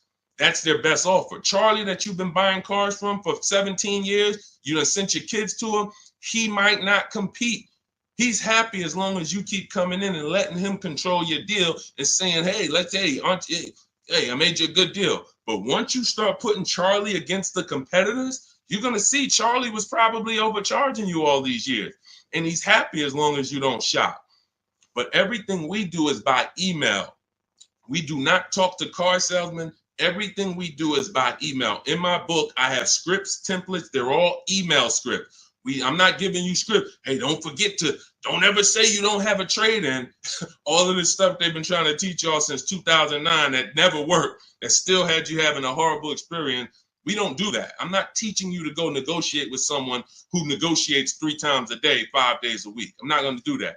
But what I am going to do is teach you what to say by email to everything they're going to say to move the conversation forward with multiple dealerships at once so you can get 5 to 7 offers. That's why in my book, step 5 is called the 25 to 5, where we connect with 25 dealers online. We do it in 20 minutes, and you use my email scripts to move the conversation forward to get 5 to 7 offers.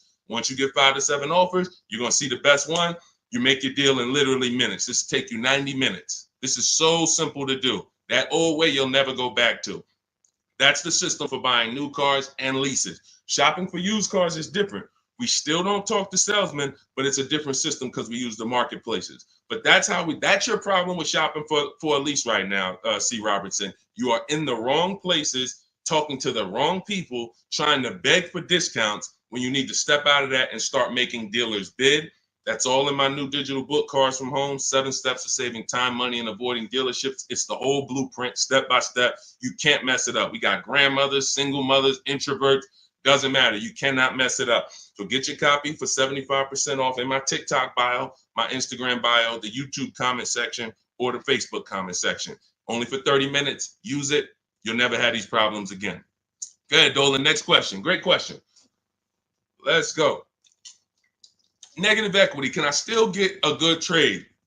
Not necessarily. This person has negative equity and they're asking, can I still get a trade in value? I told you the first thing you want to do with negative equity is make sure you're getting the most money for your car. That's super important because if you could have gotten 18 for your car, but you're looking at 16 and you're saying, okay, based on 16, I have $4,000 of negative equity. Well, if you got 18, you'd have 2,000 of negative equity. So part of this entire transaction, which I call the equity assessment, is making sure that I have found the buyers who will cut me a cash check and pay the most money. I do not go into dealerships and have them look at me and say, yeah, well, based on what we could pay, you got about 8,000 negative equity. Again, you're not going to pay more money than CarMax, Driveway, Carvana, Kelly's Blue Book Instant Cash Offer, AutoNation, and Car Guru, Sell My Car. These are 6 offers, and these are people who every day they are fighting to buy vehicles. These are the people you want to be selling your cars to. People who every day all they do is get up and buy cars. People coming in there, hey, I'm here to pick up my check. They inspect the car, go into the accounting department, cut the check. Thank you, sir. Take off the license plate. Next. This is what they do. They're not trying to sell you a car. They're trying to buy cars. That's why we want to put our car in that market. So that's the first thing. Now, when you look at that, I have 2 strategies in my book for negative equity, and then a third one that doesn't lead to a car, because there's only 2 things that I've seen that stop people from getting cars depending on their situation. Credit is too bad, negative equity is too high, and they can't transfer it. We had people, I remember I was at the dealership, I'm at Mercedes, I got people with 800 credit scores not getting a car. They could afford it, can't transfer it. The bank's not going to approve it. They got 10,000 in negative equity. They're trying to roll it over to a $40,000 car, and they're trying to do no money down. So they want to finance the tax. They want to roll in the tax, the fees, and the negative equity. Bank's not doing it. That is how you could not get a car with negative equity. But there's 2 situations where you can. First one is if you can pay that difference. I already mentioned that. You get your 6 offers: Driveway, Carvana, Kelly's Blue Book Instant Cash Offer, CarMax, Carvana, Kelly's Blue Book Instant Cash Offer, Driveway, and Car Gurus and AutoNation Sell My Car. 6 offers. If you can pay the difference, do it, because now you got a clean transaction. Now there's no baggage. I'm going in to shop for my car. Now, you have to time your transactions. In the book, I teach you how to time the transaction. You're not selling the car to them right away because you got to go find your car first. But here's another great thing about these companies. When you find out your car is worth 18, that's my highest bid. Now let me go shop for my new car. I'm going to keep y'all right there. I might not sell my car to y'all for 30 more days or 45 more days, but y'all going to be right there. They're not going to be like, hey, we only want to buy the car today. If you don't sell it to us today, we don't want it. No, they're going to be there in 30 days. Now, the offer might change a little. I always say you run it again every 2 weeks. See if it's changed. You know, car values do drop, but usually by a small amount. But the point is, once you know what your highest offer is, now let me start getting bids for my new car or my lease, or let me start looking at the market for my used car to find my below market used car. Once I find that car, once I find the 20% dealership, remember that if you're locked in on that 80% are overpriced and 20% are the best prices, type 20 in the comments. For the people who understand, oh, Deshone, I keep hearing you say 80% are overpriced. So that means I should be focused on finding the 20, right? Yes, type 20 into the chat. So I know you are locked in on understanding this. So now you're looking for this 20% dealer who's going to sell the used cars at the best prices, who's going to give you the best prices on the leases. I'm not seeing enough 20s come in the chat. Come on, y'all, lock in. Don't be distracted. It's too many things. Don't be reading other people's comments. We got some weirdos that come in every day. They talking about stuff that's unrelated because they're trying to distract you. You need to focus so that you can keep the most money in your bank account. Serious financial conversation we having right now. So now you're shopping for your 20% dealer. Now, perfect. I found my below market used car. I found my below market offer on my lease. Now, as soon as I find that, I'm asking the used car manager there that I'm about to make the deal with, can you look at my car? Can you tell me what my car is worth? Now, we do this online because a dealership, no used car manager worth their weight or worth their title can't put a number on a car without seeing it. They do it all day long. Sit there, look at the auction, put numbers on cars. So we can literally say, hey, can I send you all the information about my car? Can you give me an idea of what you could pay for it? Once we send them the year, make, model, send them pictures, they might say, okay, look, I'll give you about 17 for it. I need to see it. They're always going to say, I need to see it 100%. But you're about to go over the finish line with them. So now what they can pay for the car is what they can pay. You can't look at what CarMax was giving. You can't look at what you were getting through AutoNation, the car buy. You can't do that because, again, this is a dealership who's beat all their competition to sell you a car. That means they're selling you the car at the lowest price. The chances of them being able to beat all the competitors who wanted to buy your car is very, very slim. Very slim, almost impossible. But every now and then you will run into a deal like this. And this just happened with Melissa.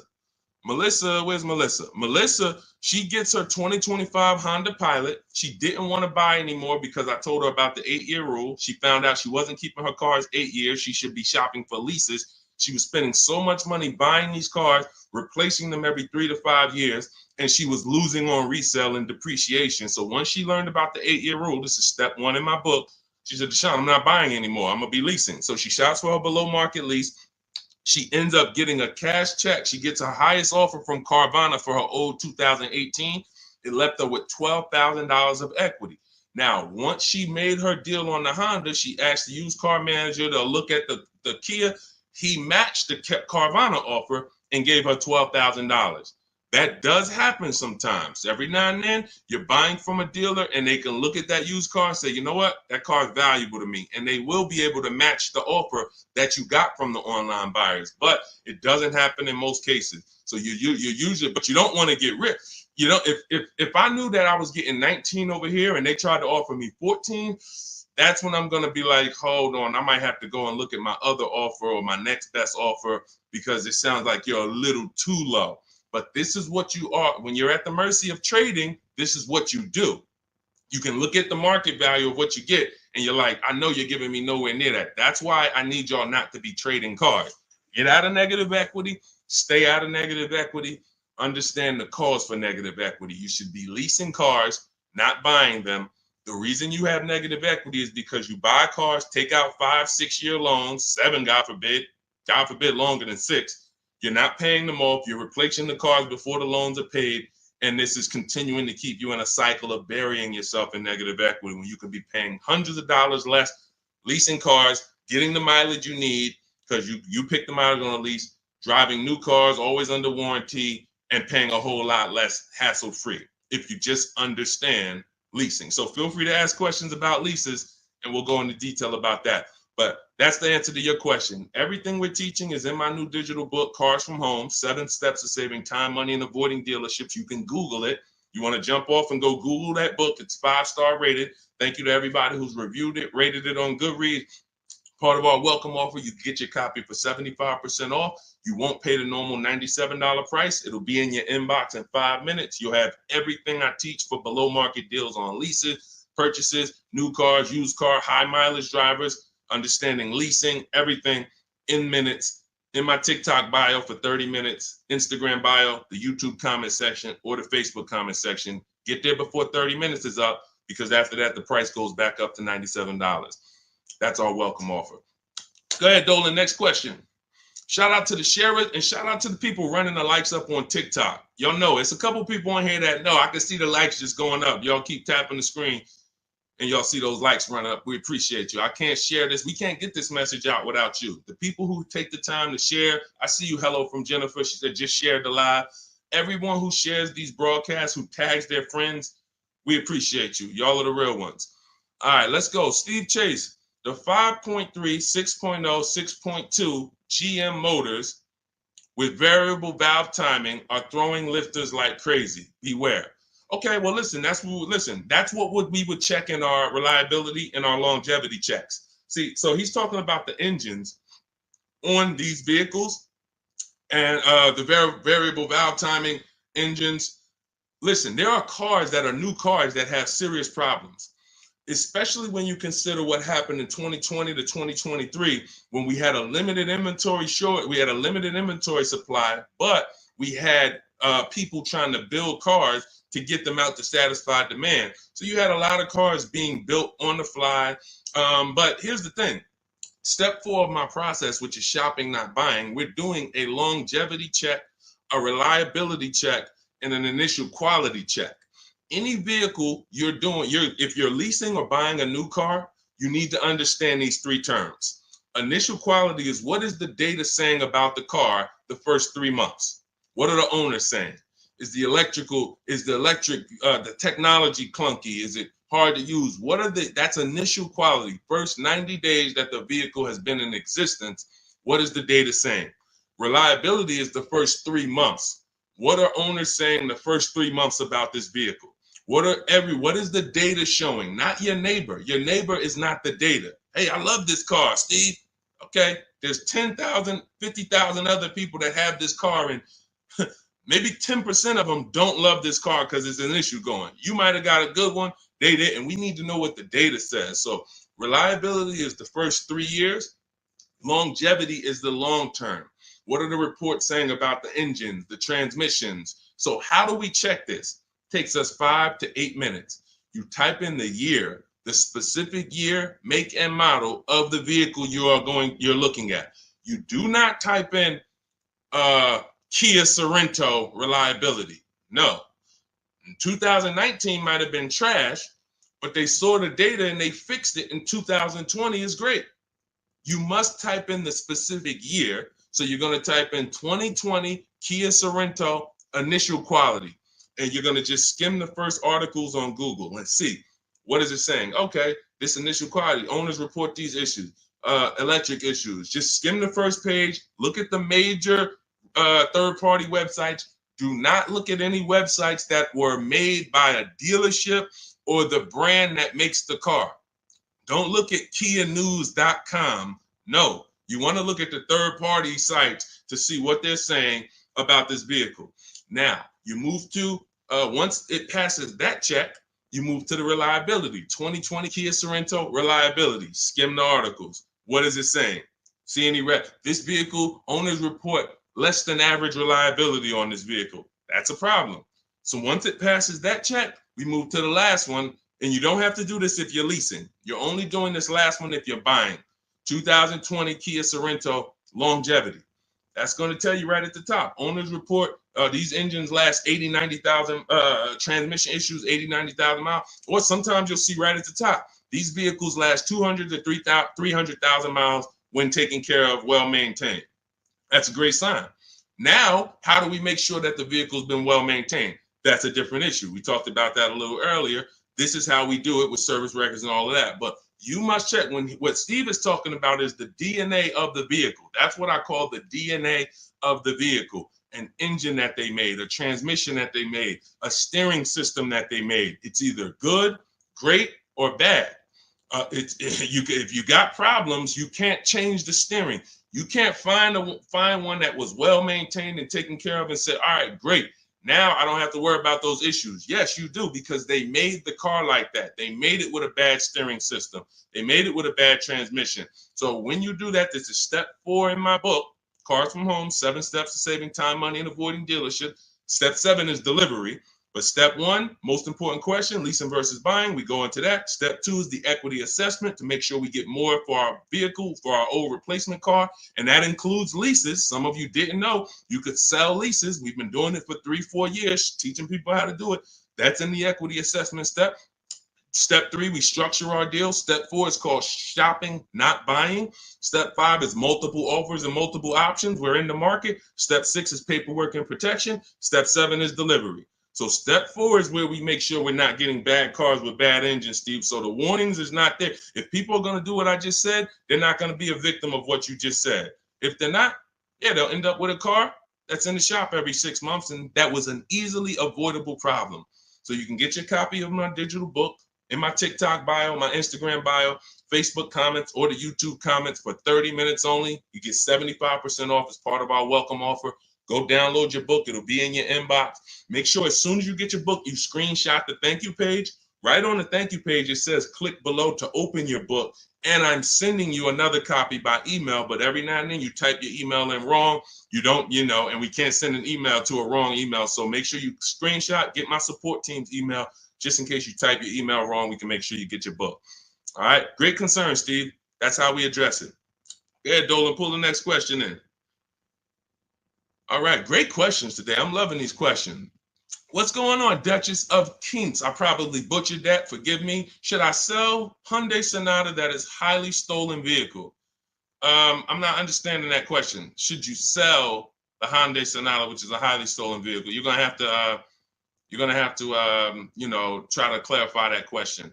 Now, Dolan, there was a question on TikTok I mentioned earlier about somebody who said they bought a car during the pandemic, a $10,000 upsell. It's from Hey, it's Elmo. Okay, perfect. Hey, it's Elmo says, I bought a car during the pandemic, $10,000 upsell. This is the sad part about what happened during the pandemic.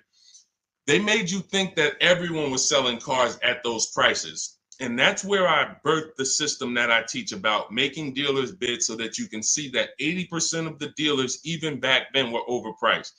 I had friends in the car business, still do that, with managers that I was calling during those times. And we were talking about what dealers were doing. And it was like, some of them were disgusted with it. Very, very few of them were moving like that. They were selling at list price. Very few were giving discounts, but no one was charging $5,000, $10,000 over sticker. So I knew that. And my mission was to teach people back then that you have to get bids from multiple dealers, because the 80% who you guys know are the overpriced dealers. If you've been on this stream, 80% of dealers are overpriced, 8 out of 10. If there's 8 Kia dealerships on the road, 8 of them, no matter how much you negotiate, are never going to be as low as the other 2. The other 2 are the competitor. They want to beat their competition. They don't care if they make $1,000 profit on a deal. As long as they're beating their competitors, they want to do it. These other dealers will be like, hey, I need to make at least $4,000 on this car. I'm not selling it. That's what you're dealing with. And they're not giving you the rebate. So all of this stuff happened during the pandemic because people didn't know how to shop. So one of the most popular vehicles during the pandemic was this vehicle I'm showing on YouTube, Facebook, and Instagram. It's the Kia Telluride. And Benita, you can look at the year. This was 2022. We were still seeing people pay $5,000 and $10,000 over sticker for these Kia Tellurides. Benita comes in, she gets bids, and she ends up with a lease at $600 a month, $600 down. She gave them $600. She drove off. There were people, and if anybody is willing to say me and tell your story about the Kia Telluride, there are people that were paying $800, $900 a month for this exact same vehicle. They were leasing them and buying them for $5,000 and $10,000 over sticker. She ends up, I don't know if she got a discount, but she probably did because you couldn't get to a $600 payment on a Kia Telluride back then without a discount. So what does that tell you? It's always going to be deals. It depends on how you shop. Somebody came to me in the gym. First thing he said to me was, man, when is the car market going to get better? We have been getting deals since 2019. There's never been a point in time in my life where I couldn't get a below market deal. So what you got to understand about the car market is it's three prices, always three prices for every car. Every time you buy a car, you need to lock in. There's three prices that could be paid. Market value, that's what most people are paying. Above market value, that's what some people are paying because they have no idea how to shop. They're easily manipulated. Dealers know how to make them pay more and have them think they won. Happens all the time. And then below market value. Below market value is reserved for the savvy people with strategies. You don't get a below market price by accident. You don't get a below market price by negotiating. Because if you're negotiating with an 80% dealer and you think, oh man, I talked him down to the bottom, he wouldn't even do no less than what he was going to let me walk out. That does not mean that was the lowest price in the market. The way you get the lowest price in the market is through bidding. It's through getting 5 offers from 5 separate dealers to get your prices. Look at somebody like Teddy. Teddy gets a BMW because people say, well, does this work for exotic cars or luxury cars? This works for every car because the bidding system works for everything. Amazon, that's how we buy everything in life. If you really think about it, bidding is how we buy everything in life except cars. Think about that. Everything in life we do, when we're buying cars, when we're buying TVs, when we're buying, just anything. Most of the websites we're on, it's teaching us a bidding system. We're looking at so many options, so many offers, and then we choose the best one.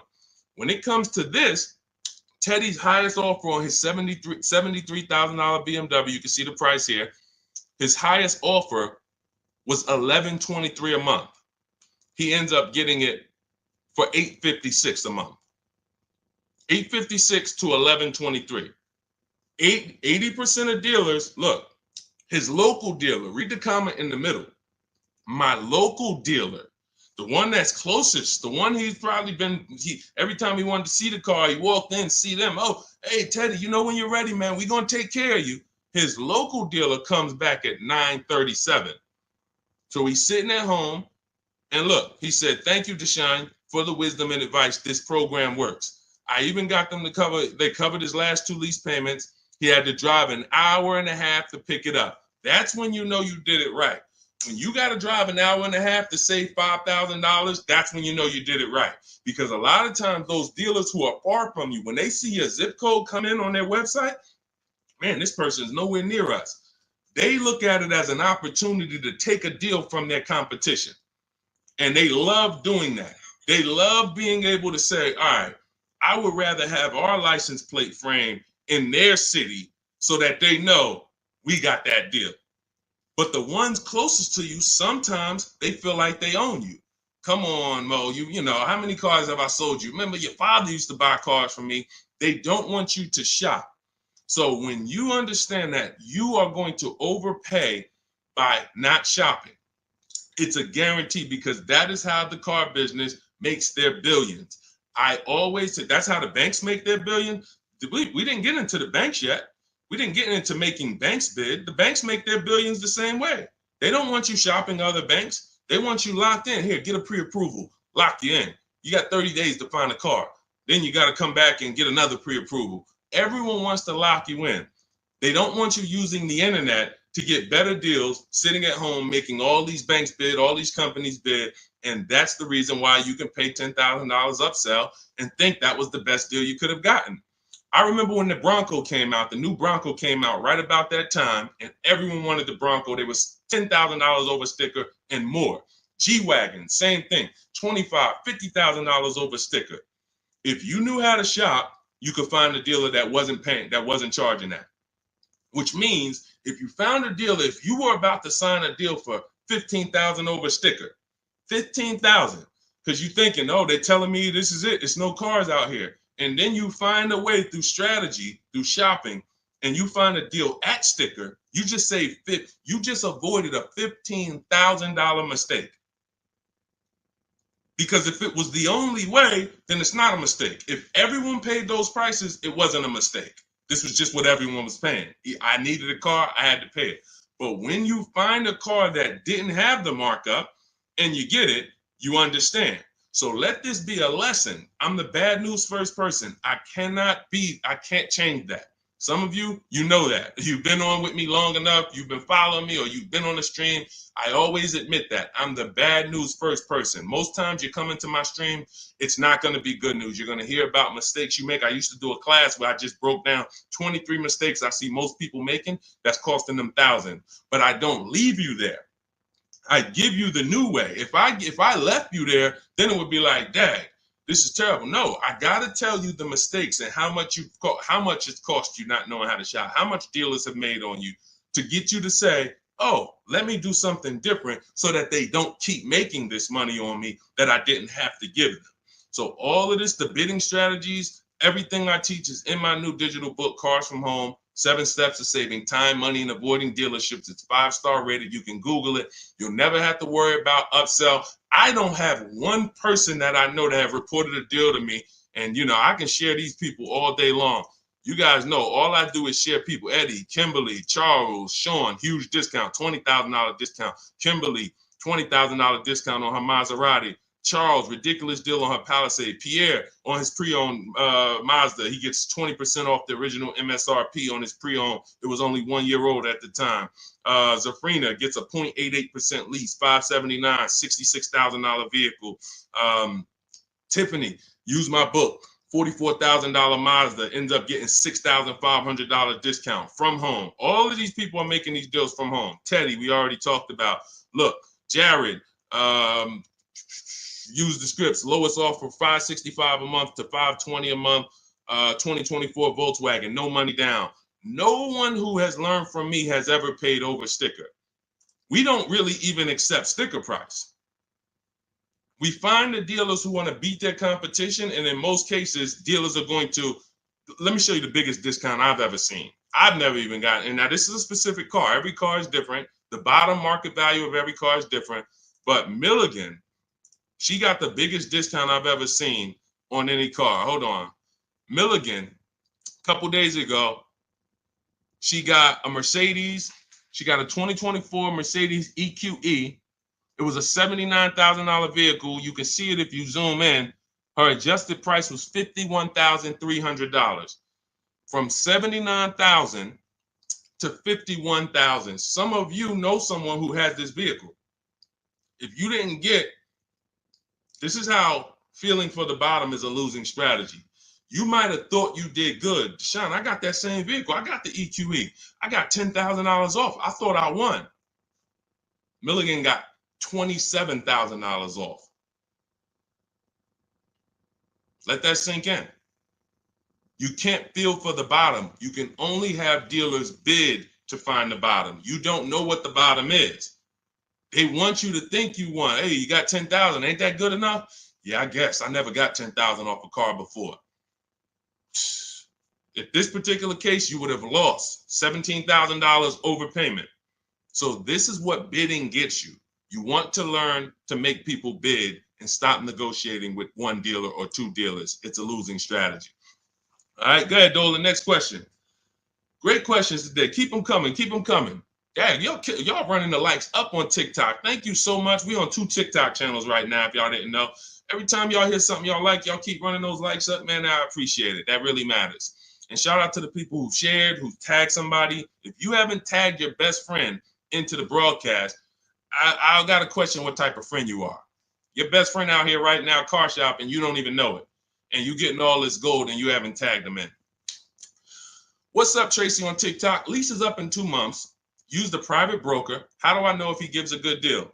Great question. Most brokers are ripping you off. And here's the thing, they're controlling your deal. They're not bad people. They're just about the profit. So as a broker, we work on trust. When I was a broker, it was a trust system. So I care about you more than the dealer. Let me represent your interests. Here's the problem. If you don't have a broker who's sincerely shopping the market for you, then you're losing. We always separate our transactions. I call them the 3 pillars of great car deals. Who you buy your car from, that's one pillar. You need to get a great deal there. You need to get the best deal, who you buy your car from, 80% to 20%. Who I sell my car to, that's another transaction. And that includes an old lease. We haven't talked about selling leases yet. No one's asked. But we sell leases. If there's equity, we sell them. So if you give that broker your old lease and you didn't do an equity assessment, now they have control of that. And then lastly, if you're not leasing, you're getting a loan, who you get your loan from. That's the 3rd transaction. So there's money in each of these transactions. There might be $7,000 with rebates and discounts in the car you're buying. Could be more. You saw Milligan's deal. She got $27,000 off. It was huge rebates that no one knew about. Then you have money in your old car. You might have a couple thousand equity in your lease or equity in your old car. Now you're giving them control of that. And now the car that you're, if you're getting a loan, the interest rate, you're giving them control of that. If you could have got 5.9, but they're giving you 7.9, then there's markups in your interest rate. There could be $2,000, $3,000 in markups there. So you're giving them control of all of this money. So how do we sincerely know if a broker has gotten us a great deal or not? They're giving us a market report. See, in Cars from Home, in my book, you're going to learn to do a market report. Very simple. 25 dealers in my book, step 5, we reach out to 25 dealers online. Takes us 20 minutes for a new car or a lease. I call it the 25 to 5 because we're connecting with 25 dealers online using my email script, and we're going to get 5 offers minimum. 25 to 5. So at the end of making our deal, everyone who I just showed you has a market report. They know what this dealer said, what this dealer said, what this dealer said, what this dealer said. This dealer didn't have a car. This dealer didn't have a car. This dealer had a car, it was the wrong color. This dealer, then they have these offers so that they know they didn't leave any money on the table. And they do this in 90 minutes. So literally connecting with 20 dealers takes 20 minutes. Using my scripts and all my copy and paste stuff takes 90 minutes to make these deals online. And we know that we didn't overpay. If you're buying your new car, you're looking at all these offers, you guarantee I didn't overpay. If you're getting your selling your old car, what are the numbers from CarMax, Kelly's Blue Book, Instant Cash Offer, Carvana, Driveway, AutoNation, and Car Gurus? What are those 6 offers? If the broker didn't tell you this is what the 6 offers are, this is what your offers are for your old car, they usually have a wholesaler that buys the cars from them. Hey, this person wants to sell a car. Hey, what could you pay me? And then this wholesaler cuts them a check for $1,000, $1,500, $2,000, and then they take the car. They're using their network. They're not taking you to the market. That's the problem with brokers. When I was brokering, I had a network, but it was always trying to expand. But here's the thing, every dealer doesn't work with brokers. Every dealer won't pay a broker. So you might think, well, I paid them $500 or $1,000. They want to also get paid from the dealer. The dealer cuts it. That's why most brokers make deals with the same dealers, because those are the dealers who do business with brokers. They'll cut them $1,000 check, $2,000 check. If you bring them a heavy customer who gets a G-Wagon, they'll cut them a $4,000 check. If that's not in their network, they're not going to shop you to those people. So you're giving control of people, you're giving control of thousands of dollars of your money to someone who's going to control it on a process that you could do in 90 minutes once you learn my strategies. It's no point in you could be a broker. Anybody who uses my strategies could literally go to people in their town and say, hey, man, I'm a master at this. Pay me $500, I'll shop for you. This is how I would broker. I would be getting reports. If I was shopping for a used car, using my strategies in my book, the multiple marketplace strategy, you're able to see the low side of the market. I teach you how to assess what are the low side, what's the high side. I teach you how to narrow it down to your top 3 to 5 choices. I teach you how to get the new car price so you know what the real discount is and what the real equipment is. You could give that to a customer. They'll be like, no one's ever done this for me. That was worth every bit of the $500 I paid you, $700 I paid you. But if a broker is not doing that and giving you a transparent spreadsheet of offers, then they just controlled your deal, sold it to their network, and collected the biggest check for you, for themselves. That's how it works. So get your copy of Cars from Home, my new digital book, 7 steps to saving time, money, and avoiding dealerships. Part of our welcome offer. You get it for 75% off. It'll be in your inbox in literally minutes. You can go to my TikTok bio, my Instagram bio, click the website, or my Facebook comments, or my YouTube comments. Click the website to activate your 75% off. Get your book. You'll have all my strategies for below market leases, paying less than everyone for new cars, used cars, how to get quality cars, high mileage drivers. We got a lot of questions that haven't been asked today. High mileage, selling leases, all of this stuff we haven't talked about. That's all in there step by step to make sure you pay less than everyone else and you do it from home without having to negotiate or beg or have down payments or any of the stuff that they want you to think you need. But after you get your book, make sure you screenshot the thank you page because it has my support email on there as my team. In case you type your email wrong, we'll make sure you get your book. We can't send the book to a wrong email. Also, as soon as you get your book, you'll see a link below. It says click below to open your book because you might want to just open it and save it right there to your computer and then come back to the stream. But go get your book. It's part of our welcome offer, but it's only for 30 minutes. Once the 30-minute timer is up, price of the book goes back up to $97. And some of you knowing what you know, knowing what we've covered in this stream so far, you understand the book is worth every bit of $97. It's worth more than that. That's a book that I could actually sell for $297. And the people who get it would be like, this book was worth every bit of the $297. So even if you miss the 30-minute timer and it's $97, it's worth every penny. But you need to get your book if you don't want to bother remembering this or whatever. It's my whole blueprint. And Google it. Google it if you want to hear from your peers about how great the book is. Thank you to everyone who's reviewed it, everyone who rated it. It really matters. All right. Goody from TikTok. Does your book explain how to find out if dealership has rebates? So a dealership doesn't have rebates. The manufacturer has rebates. See, they make you think we have a military deal. We have rebates. No, it goes to the region because the manufacturer has to keep the dealerships competitive. So he can't give one Jeep dealer $2,000 rebate without giving it to the other Jeep dealers. It doesn't come from the dealership. It comes from the manufacturer. This is a clue for you to understand that one dealer can't do something another dealer can't do. If one dealer who earned your business, when you use this bidding system and you start getting at least 5 offers for cars, beats everyone else, you'll see, wow, they're taking off $10,000. These other dealers wouldn't take off no more than $5,000. What, did they have better programs? No, they didn't. They just were comfortable selling and competing against their competitors to beat them, and they gave you all the rebates and everything they had to make a deal with you. These other dealers wanted to make $5,000 on you, $7,000 on you. They weren't going to go below that. So when they said, hey, Goody, that's our best offer, they weren't lying. That's their best offer, but it wasn't their competitor's best offer. So the only way you are going to get the rebates is for you to understand you cannot ask for them and get the truth and know the truth. You have to get bids to reveal the truth. You could have a $5,000 rebate on a vehicle. Dealer might come to you as you walk in because you're negotiating and that's what they like. And then you say, hey, give me your best price. And they say, okay, well, I'll give you this. And by the way, we got a $2,000 rebate I threw in there for you. Oh, that's great. Now you think you're doing good. They just told me about a $2,000 rebate I didn't even know they had. You go to another dealer, they tell you it's a $3,000 rebate. But once you get bids and you're looking at 5 to 7 offers, you see, wow, it's actually a $5,000 rebate. You have to reveal that. We had a woman in California, Shonda, she was buying a Volvo XC60 or XC90 at the time. She's using our strategies. She's in Northern California. She got a Costco program rebate on our scripts in my book. I teach you how to put any affiliations you have. There's certain things you must have when you contact a dealer for a new car quote or a lease quote.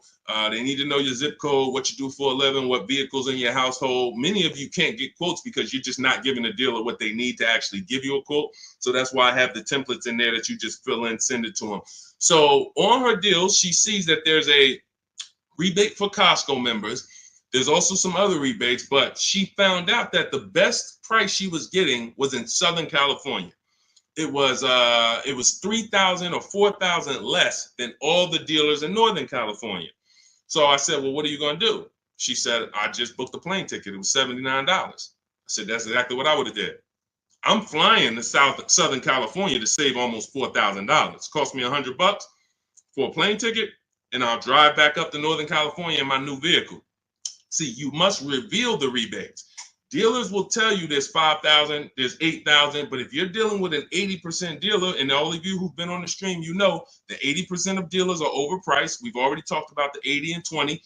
Out of 10 Volvo dealerships, 8 of them are going to be overpriced. No matter how much you negotiate, you can't win. You're never going to get a below market price from the 80%.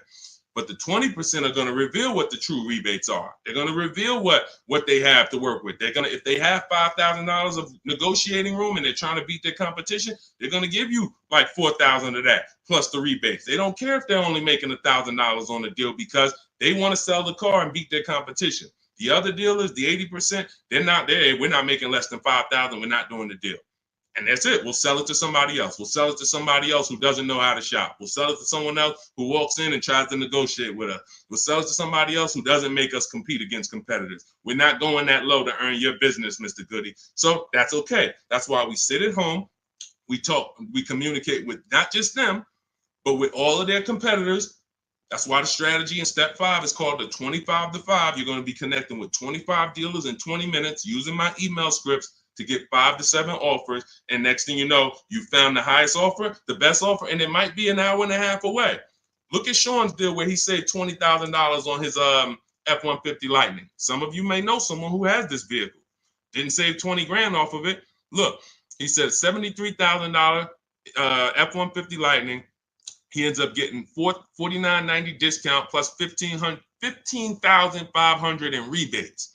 Now, I go to him and I said, look, because some of you would have been like, wow, that sounds like a good deal. We need to go and take that deal. But here's what I had to ask him. I had to ask him, if you don't know, if you haven't seen the other offers, we don't know for sure this is the best deal. We don't know for sure this is the best deal because what if you could have been Milligan and you could have got $27,000 off? Type dollar signs if you want all the money off. Type all the money if you want all the money. If you would be mad saving 20,000 because you could have saved 27, if that extra 7,000 would make you mad, would bother you, you didn't get that, type all the money. Type dollar signs if you like Deshone. Yeah, I don't care if I'm getting 20. If I could have got 27, I want the 27. So this is how we prevent that. You must get offers to find out. So the $15,500 discount from Sean is we don't know it's the best offer until we look at the other offers. Now let me find the clip where he explained how he had to go outside his state. Hold on, I got a lot of pictures here. He had to go outside his state to actually get the best offer. Hold on. Here we go, right here.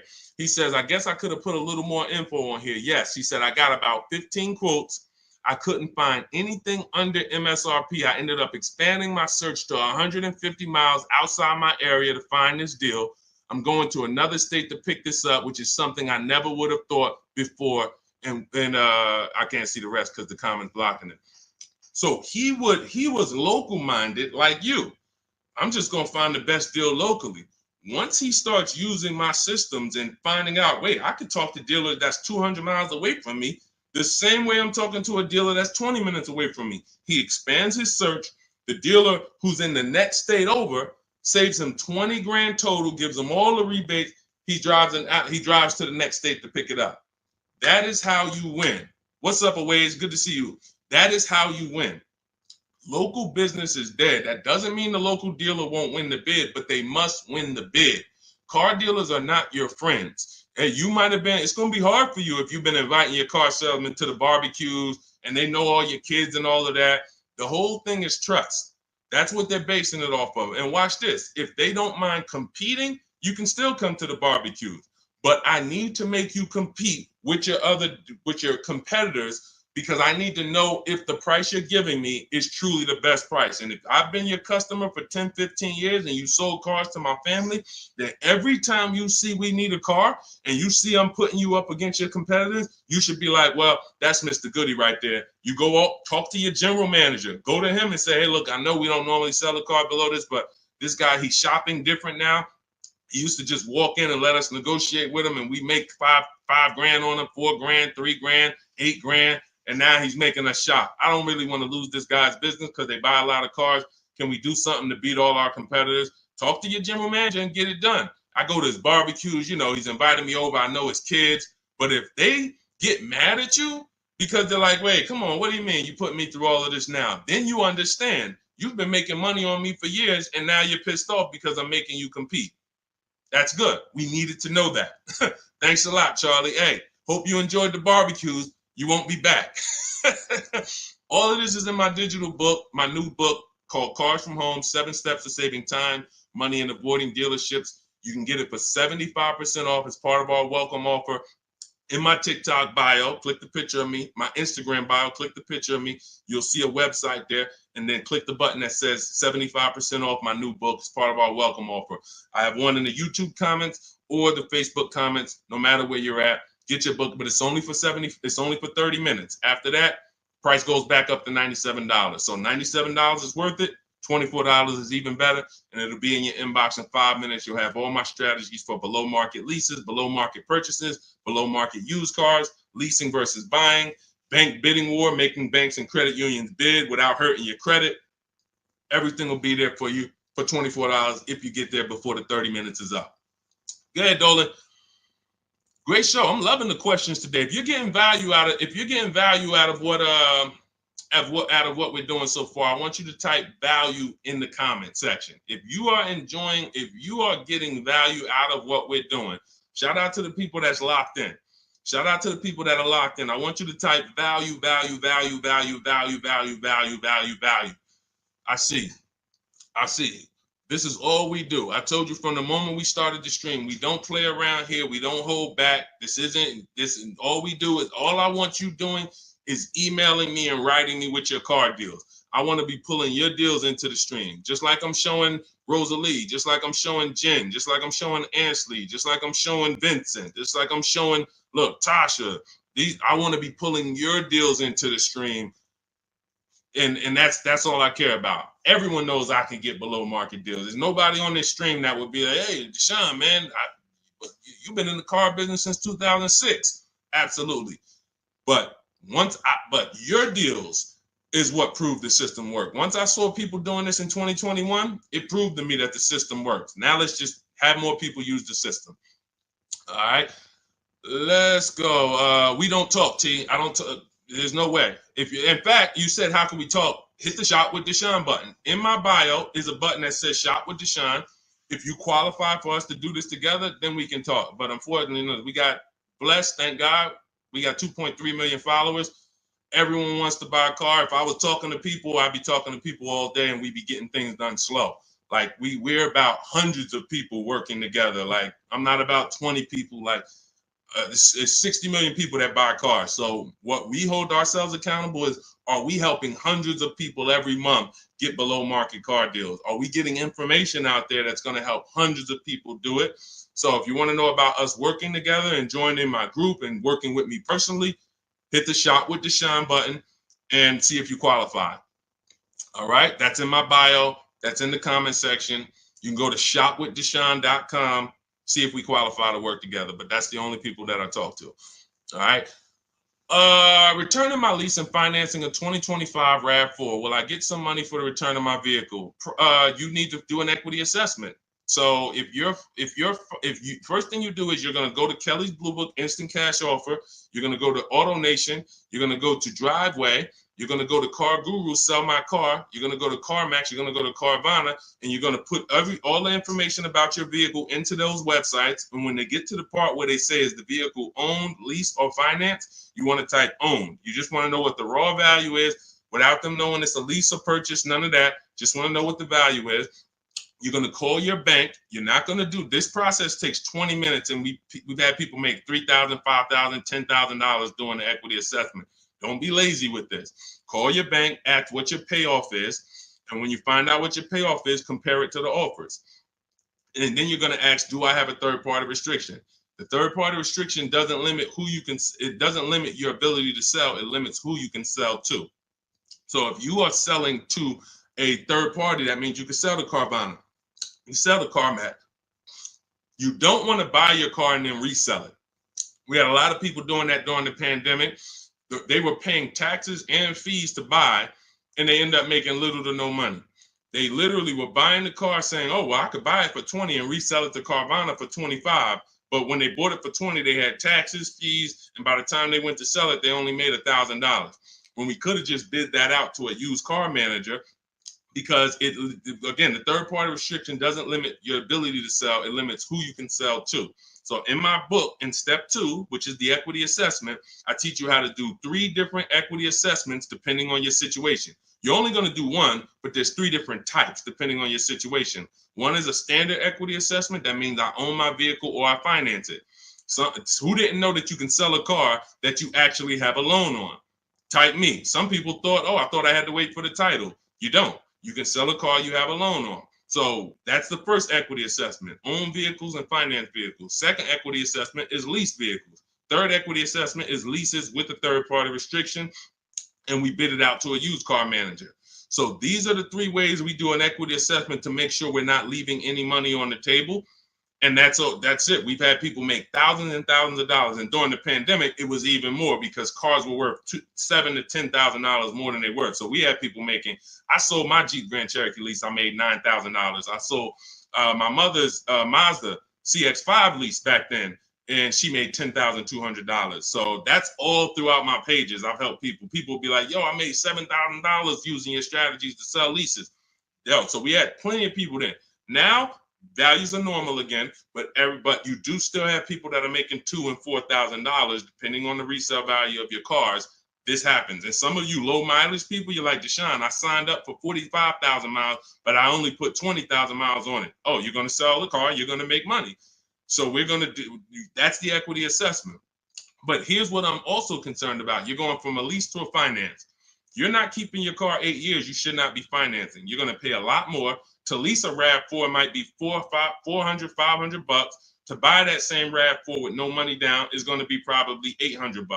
So you're going to put a whole bunch of money into this transaction to go into a purchase coming from a lease. Very rarely does that make financial sense because you have to have changed your lifestyle altogether. You have to go from, all right, instead of leasing and driving new cars for cents on the dollar, I'm going to go to a purchase. So here's what normally happens. You overpaid for your first lease. They charge you a ton of money on your first lease. You didn't realize that they were charging you a lot of money, and you think that's normal. You think, well, that's just what leases are. You're not doing these deals like Danielle, where you're driving $45,000 vehicle. She got a $44,000 Audi, and she's paying $550 a month. Or Greg, $56,000 Kia EV6. $527 a month, no money down. All of these are no money down deals. You can read the comments if you're on Facebook, if you're on YouTube, screenshot the comments. Look, Maserati, Kimberly's Maserati, $91,000 vehicle, first month's payment. Look, down payment, first month's payment only, $944 a month. That's a 1% lease. Look, Charles, Palisade lease, $48,000 vehicle, $597 a month, no money down. Look, Zafrina, $66,000 Jeep Grand Cherokee, $579 a month. You're not doing leases like this. They overcharged you for your lease. You overpaid for it. And now you're like, well, I might as well buy the car. I've had people say that on comments. Well, leasing, it costs the same amount to buy. Well, you just overpaid for your leases and you think that that's normal. So now you're comparing overpaying for leases to buying. And yeah, it might be a similar price. But you compare these deals, look, Zafrina's 0.88% lease, $65,000 vehicle, that would normally be $1,300 a month to finance, $1,200 a month if she went in there with no money down to finance that. So I'm big, besides the actual returning of the lease and that equity assessment, I'm more concerned about why you're switching from a lease to a finance. And it's usually because you overpaid for your lease and now they talked you into just buying a car because you didn't see any value in overpaying, because there's something I call the 1.5% rule that I created, which shows you when you've overpaid for a lease. You take the MSRP of the car and you just multiply it by 0.015. Your payment cannot be any more than that with no money down at 12,000 miles per year. So if I took my car, if I'm looking at a $50,000 car, the max I do multiply by 0.015. The highest my payment should be with no money down is $750. With no money, and that's the highest. That doesn't mean that's a great deal. I just showed you 1% leases, 1.2% leases, 0.88% leases, but this is where it caps out at. This is where it doesn't make sense to lease the vehicle anymore. You're paying too much money for a vehicle you're giving back. If I multiplied that by 36, I'm paying $27,000 over 3 years for a $50,000 vehicle. There's no value in leasing that vehicle more than that. There's no value. I'd be better off buying it, but we don't do that. We just go pick another vehicle because that vehicle usually has a bad lease program. If you're shopping, if you just went into one dealer and you're dealing with an 80% dealer, then no, you probably just dealt with an 80% dealer. They overcharged you, made $8,000, $9,000, $10,000 on you, and left you out. And you were just like, well, I guess this is it. No, they made a ton of money on you, but that's why you need to learn how to get below market leases. You'll never hear me say you should be leasing cars if you're not keeping your cars 8 years. You'll hear me say, if you're not keeping your cars 8 years, you should be shopping for a below market lease. A below market lease. 1%, 1.2%, no more than 1.5%, getting bids so that you can get all the discounts and all the rebates, and so that you don't end up in an overpriced lease. Below market is all that matters. All of these deals I just showed y'all, if you type them into Google and you saw what the advertisement is for those same cars that we just went over in the last 3 minutes, you would be like, those deals, none of those deals, Danielle, Kimberly, or Maserati, none of them are even nowhere close to what they're advertising those cars for. That's how you know they're below market leases. All right. All of this is in my new digital book, Cars from Home. You get your copy for 75% off. That means you'll get it for $24 if you get there before the 30-minute timer is up. It's part of our welcome offer. It's called Cars from Home, 7 Steps to Saving Time, Money, and Avoiding Dealerships. It's a digital book. It'll be in your inbox in 3 minutes. You can get it in my TikTok bio, in my Instagram bio, in the Facebook comments, or in the YouTube comments for the next 30 minutes. Make sure as soon as you get your book, you screenshot the thank you page. And on that thank you page is the link to open the book. So you can literally open it, start using all of these strategies for the rest of your life. And every time something changes in the market, I update the book. Vroom used to be in the book. Some of you know Vroom went out of business. I went right into the master file, took Vroom out, updated it. If I update a script, I go right into the scripts, update the master file. You open the book. Every time you open that link, it's a new copy of the book. So that's the things I couldn't do with a physical book. Things change. We use online systems. New websites come into the business. Websites go out of business. We need to make sure it's flexible. Every time something happens, we update it. Boom, and you got the latest and greatest strategies. Beautiful. Grab your book, 75% off before the 30-minute timer hits 0. All right, y'all. Listen, we did a lot.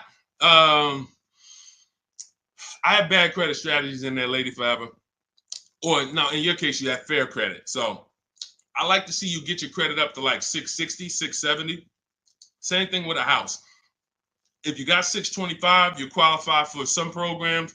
But if you get yourself to a 660, 670, you qualify for better programs. So I like to say with cars, get yourself out of that manipulation zone. That manipulation zone is really the mid-6s. Most people could qualify for tier 1 on a lot of vehicles with a 670 score, 660. And it also depends on your profile. In my book, I teach you about profile. It's more important than score. You know, profile is part one. Your score is part of it, but also part of it is your income. Also part of it is comparable credit. Do you have any car loans that you've paid on time? If you've paid your car loan on time for the last 2 years, It's much easier to get approved for the next car, because a lot of banks will look at you and see, all right, I see you had some trouble with the credit card, but you've never missed a car payment.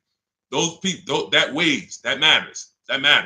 So I talk about this in my book. But if you can get yourself up to a 660 score, 670, that puts you in a position to really qualify for a lot of major leases and tier one programs. So, all right, y'all, listen, this has been great.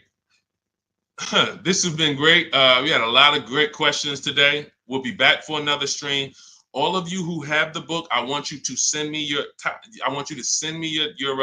deals. When you make your deals, email them to me so that I can bring them into the show. I got a lot more people, a lot of emails. I don't always get a chance to go through my emails because I get a lot of them, but I got to go through a lot of my emails because I have people who are sending me their deals and I haven't had a chance to bring them into the show. But yes, good morning. I got the book already. I'm confused about how to calculate a deal on a used car.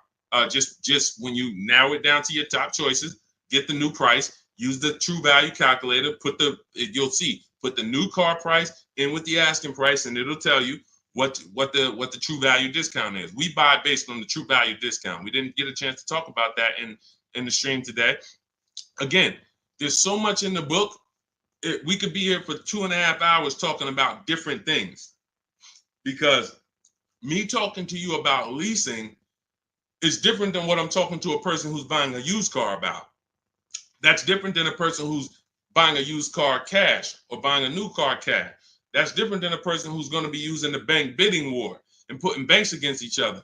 That's different than a person who's going to be coming from a lease, selling their lease. That's different than a person who's going to be selling their lease with a third-party restriction. That's why in my book, you're not reading everyone's strategies. You're only reading what matters to you. I have links where it warps you to the next section that is applicable for you.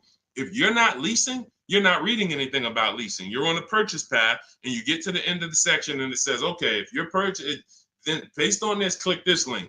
If you're doing this, if you have good credit score, click this link, it warps you here. If you have bad credit score, click this, it warps you here. So it's all about making sure you're on a path that is applicable to you, not following a bunch of advice that is for someone else or even a deal you might make later. You'll use the used car strategies, but that's later. Right now, I'm on the lease path. I don't need to read about used cars. This is how you stay focused and get to your goal really quick. But that's how we do. Just follow it again. You got to realize this is a new system for you. You're not used to having a process. So if you need to just go through the steps again, let me make sure. He said, do this first. Let me make sure I did that. Said, go to the websites, open up accounts. Okay. If you didn't go to the marketplaces and open up accounts, you skipped the process. You can't just open the websites and then don't set up your accounts, because now every time you come back to the marketplaces to shop for your used cars, you don't have any alerts. You don't have any new inventory alerts. You're not getting alerts of the new inventory. He says, set up a shopping email so I don't mix it with my personal email. If you go and you're getting offers in your personal email and you're like, Deshone, it's hard for me to get to these offers. Yeah, that's because you got your work email, you got your internet stuff, you got your sites that you've been visiting, you got your newsletters you're a part of, and now you're trying to communicate with 25 dealers in that same email thread. It's never going to work. That's why I set up a shopping email. I say set up a Google Voice.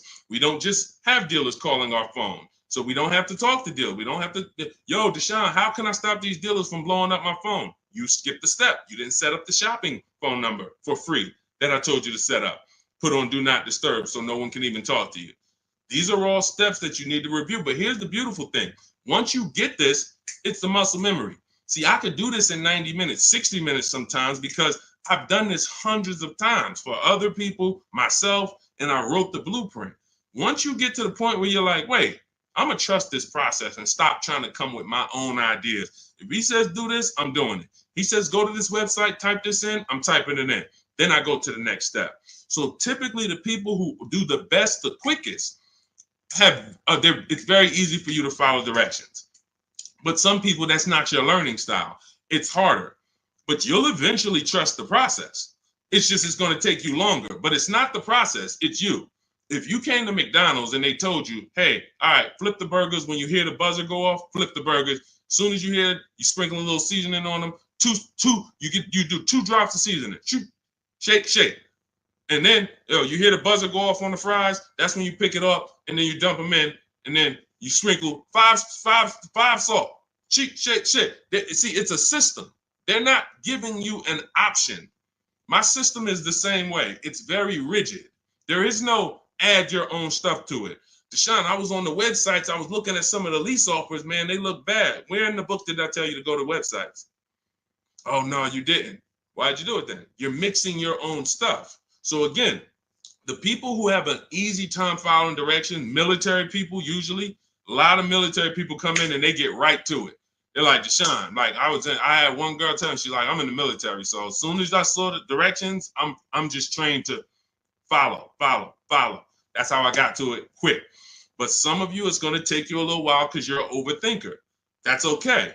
You'll realize once you get the deal done, you'll be like, man, I could have did this in 2 hours. It took me 5 hours because I just was overthinking. I'm doing stuff that he ain't say do. And that's the beautiful part. Because next time you get a car, you'll think less. You'll be like, all right, let me trust this system now. Third time you get a car, you're a master. Now it's like, all right, boom, boom, boom, boom, boom. That's the process. So get on the train. Get your copy of Cars from Home, 7 Steps to Saving Time, Money, and Avoiding Dealerships. It's a digital book, so it'll be in your inbox in 3 minutes. You can start using these strategies for the rest of your life, sharing them with your families, shopping empowered, making dealers and banks bid. You're no longer begging for deals. You're no longer spending an hour in a dealership. My God, I've gotten so many cars. I've never spent an hour in a dealership. Since 2015, I have not spent 1 hour in a car dealership to get a car, not one. And I show you my car deals, I talk about them, I pay less than everyone. Unless you were using my strategies, then we'll probably pay the same amount. But as far as the cars I get, every lease I've gotten, ridiculous. 1% leases, never had to be in a car dealership. So you could say goodbye to Deshone, I never got to spend more than an hour you never spend more than 30 minutes in a car dealership again. That's just what we do. That's just, the system proves it. So go read the book. Go get your copy, 75% off in my TikTok bio, my Instagram bio, the Facebook comment, or the YouTube comments.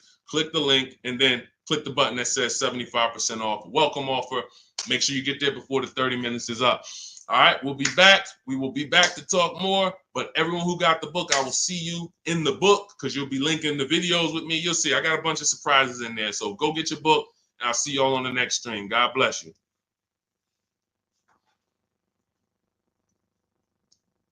Yeah, this was a good one today. Had fun today.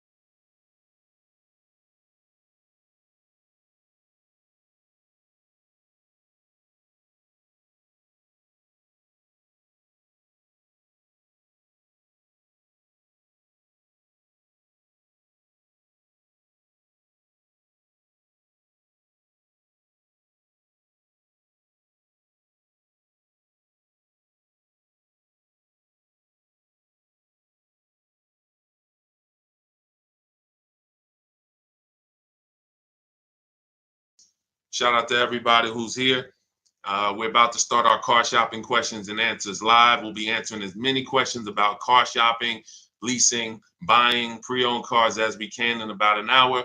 So feel free to start typing them, and we'll get the show on the road. If you don't know me, my name is Deshone. I'm known as Deshone, the Auto Advisor. All I do is focus on teaching people online strategies to pay less than everyone else for new cars, used cars, and leases. I spent 14 years in the car business. In the last 3 years, I've been teaching people like you all around the country how to get below market deals. It's only 3 prices you can pay for any car: market value, above market value, or below market value. My mission for those who are locked in and willing to listen and willing to apply these strategies is for you to pay below market prices for any vehicle that you get. Everything we're going to be talking about is out of my new digital book. It's called Cars from Home. It's already 5-star rated. You can Google it. It's called Cars from Home, 7 Steps to Saving Time, Money, and Avoiding Dealerships. And you can get yours for 75% off as part of our welcome offer. You can get it in my TikTok bio, in my Instagram bio, or in the YouTube comments or the Facebook comments. If you go into my bio, just click the picture of me. Go grab your book for 75% off. You won't pay the normal price, and you'll have it in your inbox in the next 2-3 minutes. But make sure when you get your book, you screenshot the thank you page so you can have my support team's email as well, just in case you type your email wrong. But that's our welcome offer to you, 75% off Cars from Home, if you want the entire blueprint of everything we're going to be talking about. Okay, so with that said, now the housekeeping is done. You guys know that's only a 30-minute offer. So after 30 minutes, that welcome offer is gone. So if you like what you're hearing, definitely go and grab your copy of Cars from Home for 75% off in my bio or in the comment section. So, all right, let's start here. First question, should husband and wife buy together or separate based on better credit? Okay, so there's no right or wrong here, but if you're saying what gives us the best chance for the best approval, you know, you can say, all right, we can go on, we can try to go on together. Could you get approved by yourself? And so I keep my credit into, with no additional debt. Or if I'm trying to build credit and you're trying to build credit, then all right, we might go on together. But if it's not necessary for us to go on together, then you may want to keep your credit profile separately and just, get the person who can get approved the individual approval.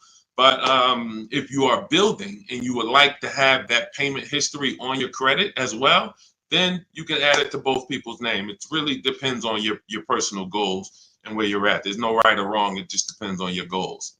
All right, let's go, everybody. Keep typing your questions. We got our first couple questions. As you type them, we'll add them to the show, and we'll get through as many as we can in the next hour. Go ahead, Dolan, shoot the next question up. Okay, what's up, Reem 99? I have a 2019 Chevy Silverado. I owe about 30,000, 120,000 miles. So the first thing that you should be considering is you're a high mileage driver. So I want you to look at this lesson that you're about to learn on depreciation. All right, here's what everyone buying or leasing or considering acquiring a depreciating asset like a car needs to understand. This is what I call the depreciation curve. This is also what I call the unseen expense. So you'll hear a lot of people who come to our streams refer to the unseen expense, which is depreciation. So if you buy a vehicle today, and stay by your keyboard so you can dialogue as I ask you these questions. That's how you're going to get the most out of this video. As if you buy a car today for 40,000, let's say I left it outside your house. Somebody gave you a $40,000 car. You don't have to pay for it, but you don't need it. And you say, look, I don't need it. I can't drive it. You can leave it there, but it's just going to sit there for a year because I can't use it. If you came back a year later, you never drove that car. Remember, we bought it for 40. If you come back a year later, never drove it 1 mile, is it still worth 40? Yes or no? Let's go. Type into the chat fast so we can get this, so we can keep the show high speed. Everybody who's dialoguing, I appreciate you. You usually get a lot out of these because your dialogue. So thank you. No, Gary. No to pull up. No. Okay. All right. Perfect. So we understand. Now, if you came back to that car a year later, you never drove it, and it's worth, let's say 35, 34, whatever it is, you bought it for 40, it lost value. See, because it doesn't matter whether you bought it and didn't drive it, or you leased it, or you owned it. See, when you start understanding depreciation like we're going over, now you can properly assess whether you should lease or buy a car and how you are going to beat depreciation.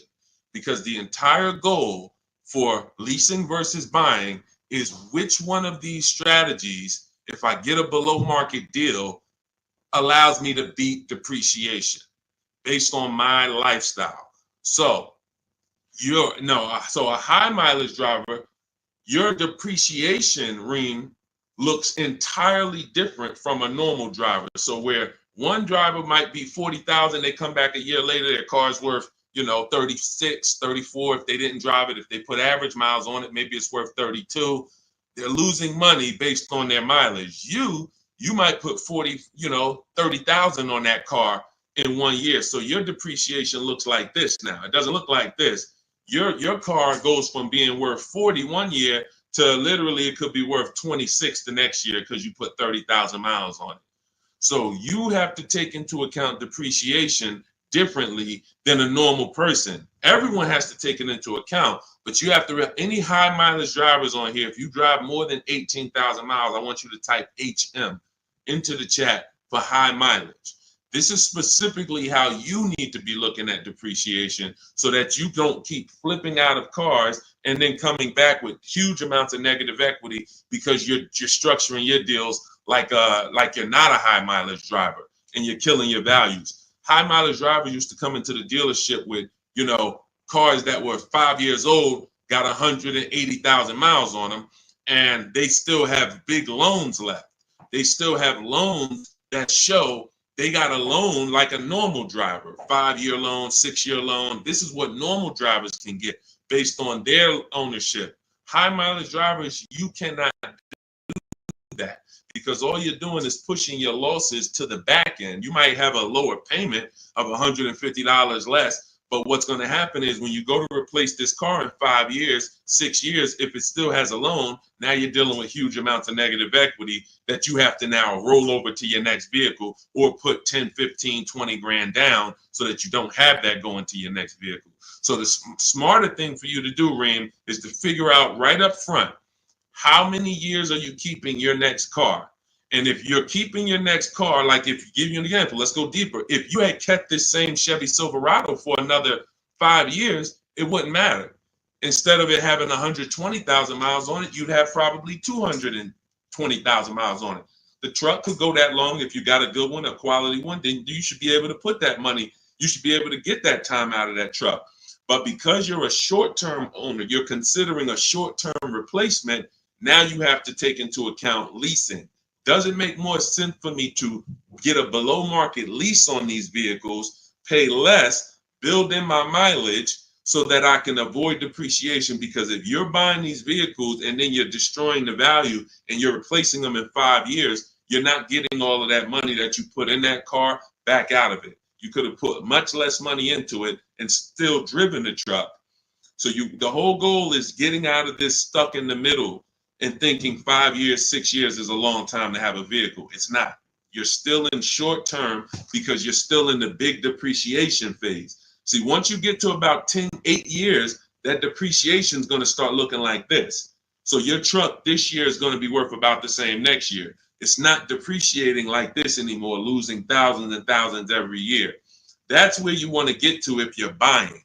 If you're not keeping the vehicle that long, you should not be buying, because all you're doing is riding the depreciation slide all the way down, and then you go and get another vehicle, ride it down again. Get another vehicle, ride it down again. You're never getting to the point where you could benefit like a long-term owner and stop losing value every single time. And if you're not keeping your vehicles 8 years, my rule is you lease. You shop for a below-market lease.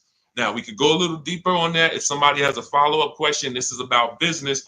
I assume you're making money from that truck. So if you're making money from that truck, then you should be structuring your deal and your finances in a way that gets you the short-term wins and doesn't push the losses to the back like a negative equity. Like I said, you got a $400 payment, but every time you replace the vehicle, you got 15 grand negative equity. Smarter thing to do would be to have a shorter loan, higher payment slightly, but then when you go replace the car's paid off. Now, instead of having negative equity, you might have something that's worth 5 grand, 8 grand that you could use as an asset. So that's what it's about. All right. When it comes to these understanding this is all in my digital book. You have to understand depreciation is step one. Cue up the next question, Dolan. Depreciation is next step one. When you go into a car transaction, your first question is to decide how I'm going to beat depreciation, through a below market lease or through a below market purchase. But if you do a below market purchase, which means you pay less than everyone else paid, but you should have leased, then you paid too much. There's no one on here, myself included, who can get a below market purchase and then replace that car in 3, 4, 5 years and have it be less money than we would have spent on a below market lease. A purchase is always much more, even with a great deal, than a lease would be with a below market lease. So this is what we deal with up front. Leasing versus buying is the first step in my book, the most important question. That's the foundation of our deals. Nothing more important than that. All right, go ahead, Dolan. All right, come on, keep typing the questions. I know we got a lot. We'll try to get through as many as we can in an hour. Okay, BMW X7, new or used. Okay, so if you're purchasing, which means you're a long-term person, you're going to beat depreciation through long-term ownership. Whenever you're purchasing, your goal is to beat depreciation through long-term ownership. So how many people have a vehicle? If you have a vehicle that you've had in your driveway for at least 8 years, I want you to type the number of years into the chat. Type the number of years into the comments if you had a vehicle more than 8 years, 10 years, type it in, 11 years, 13 years, 8 years, only if it's more than 8. I want to show you how you should be looking at purchasing and what your goal should be. What your goal should be when you buy. Okay, so I see somebody TikTok 15 years. I see, okay, brother, I see 11 years. Okay, anyone who has a car, if you have a vehicle in your driveway right now that you have had, William Smith, 12 years. Okay, if you've had it more than 8 years, type the number of years into the chat so that you can understand what we're about to break down here. Because you're asking Chuck T, new or used. This is totally based on budget. But after you decide what your goal is, which is a long-term purchase. All right, 9 years. I see you, Liz. All right, so when you look at keeping a vehicle as long as the people who just shouted out how many years they've kept it, this is what their depreciation looks like now. Some of them like this. Somebody like brother who he's had his vehicle 11 years, his depreciation is like this. What does that mean? If his vehicle today is worth $7,000, a year from now, it'll probably be worth close to 7,000, maybe 68, 62, 7. He's losing a very small amount through depreciation. He's beat depreciation. So that's the benefit of all the money he put into the car, is he now has a vehicle that is no longer depreciated. He could drive it for 4 or 5 more years. My father had a GMC Envoy that he's had since 2013. We bought it pre-owned for him. He's had it since then, paid it off 5, 6 years ago, and he's had that vehicle. It's been worth about $5,000 for the last 2 years, and he's going to sell it for close to that. So that's when you beat depreciation. Now, when you are not buying to keep that long, you are on the depreciation sliding board, which means you're going to lose thousands of dollars in value. So as long as you have decided I'm going for long term, which I call the 8-year rule, at least 8 years, I'm going to keep this vehicle so I can beat the depreciation, pay it off, and then I'll consider replacing it or keeping it longer. But it's going to be at least 8, or I should be shopping for a below market lease so I don't tie up money in this vehicle this long. So now you've decided I'm a long-term person, I'm purchasing new or pre-owned, strictly based on budget. Can we afford both? If we can afford both, then I have in step 3 in my book, and step 4, which is shopping, not buying. This is when I'm helping you make this decision of new versus pre-owned. Which value system are you operating with? Some people, if they know they're only getting a replacement vehicle every 8 to 10 years, they're going to go and get a new one because they're like, listen, I only do this once a decade. I want to make sure I have the latest and greatest. I could afford it, no problem. Some people, they say, you know, even though I could afford the new one, I want to go pre-owned. Let me try to knock 20%, 30% off my investment so I have even less money invested in the car. One person wants the latest and greatest. One person wants more value with a discount off of it, and they don't need the absolute latest. So that's the balance between new versus used. Can I get everything I need and want in a new car for my budget? Can I afford to get everything I need and want in a new car, BMW X7, for my budget? If yes, then you can go new. If your value say, listen, I could afford it, but I want to knock 30% off, 20% off, 20, whatever it is, whatever the below market used car deal would be for that vehicle, then they go that route. There's no right or wrong there. But if you can't afford to get everything you need and want in a new one, then your only option is to go pre-owned.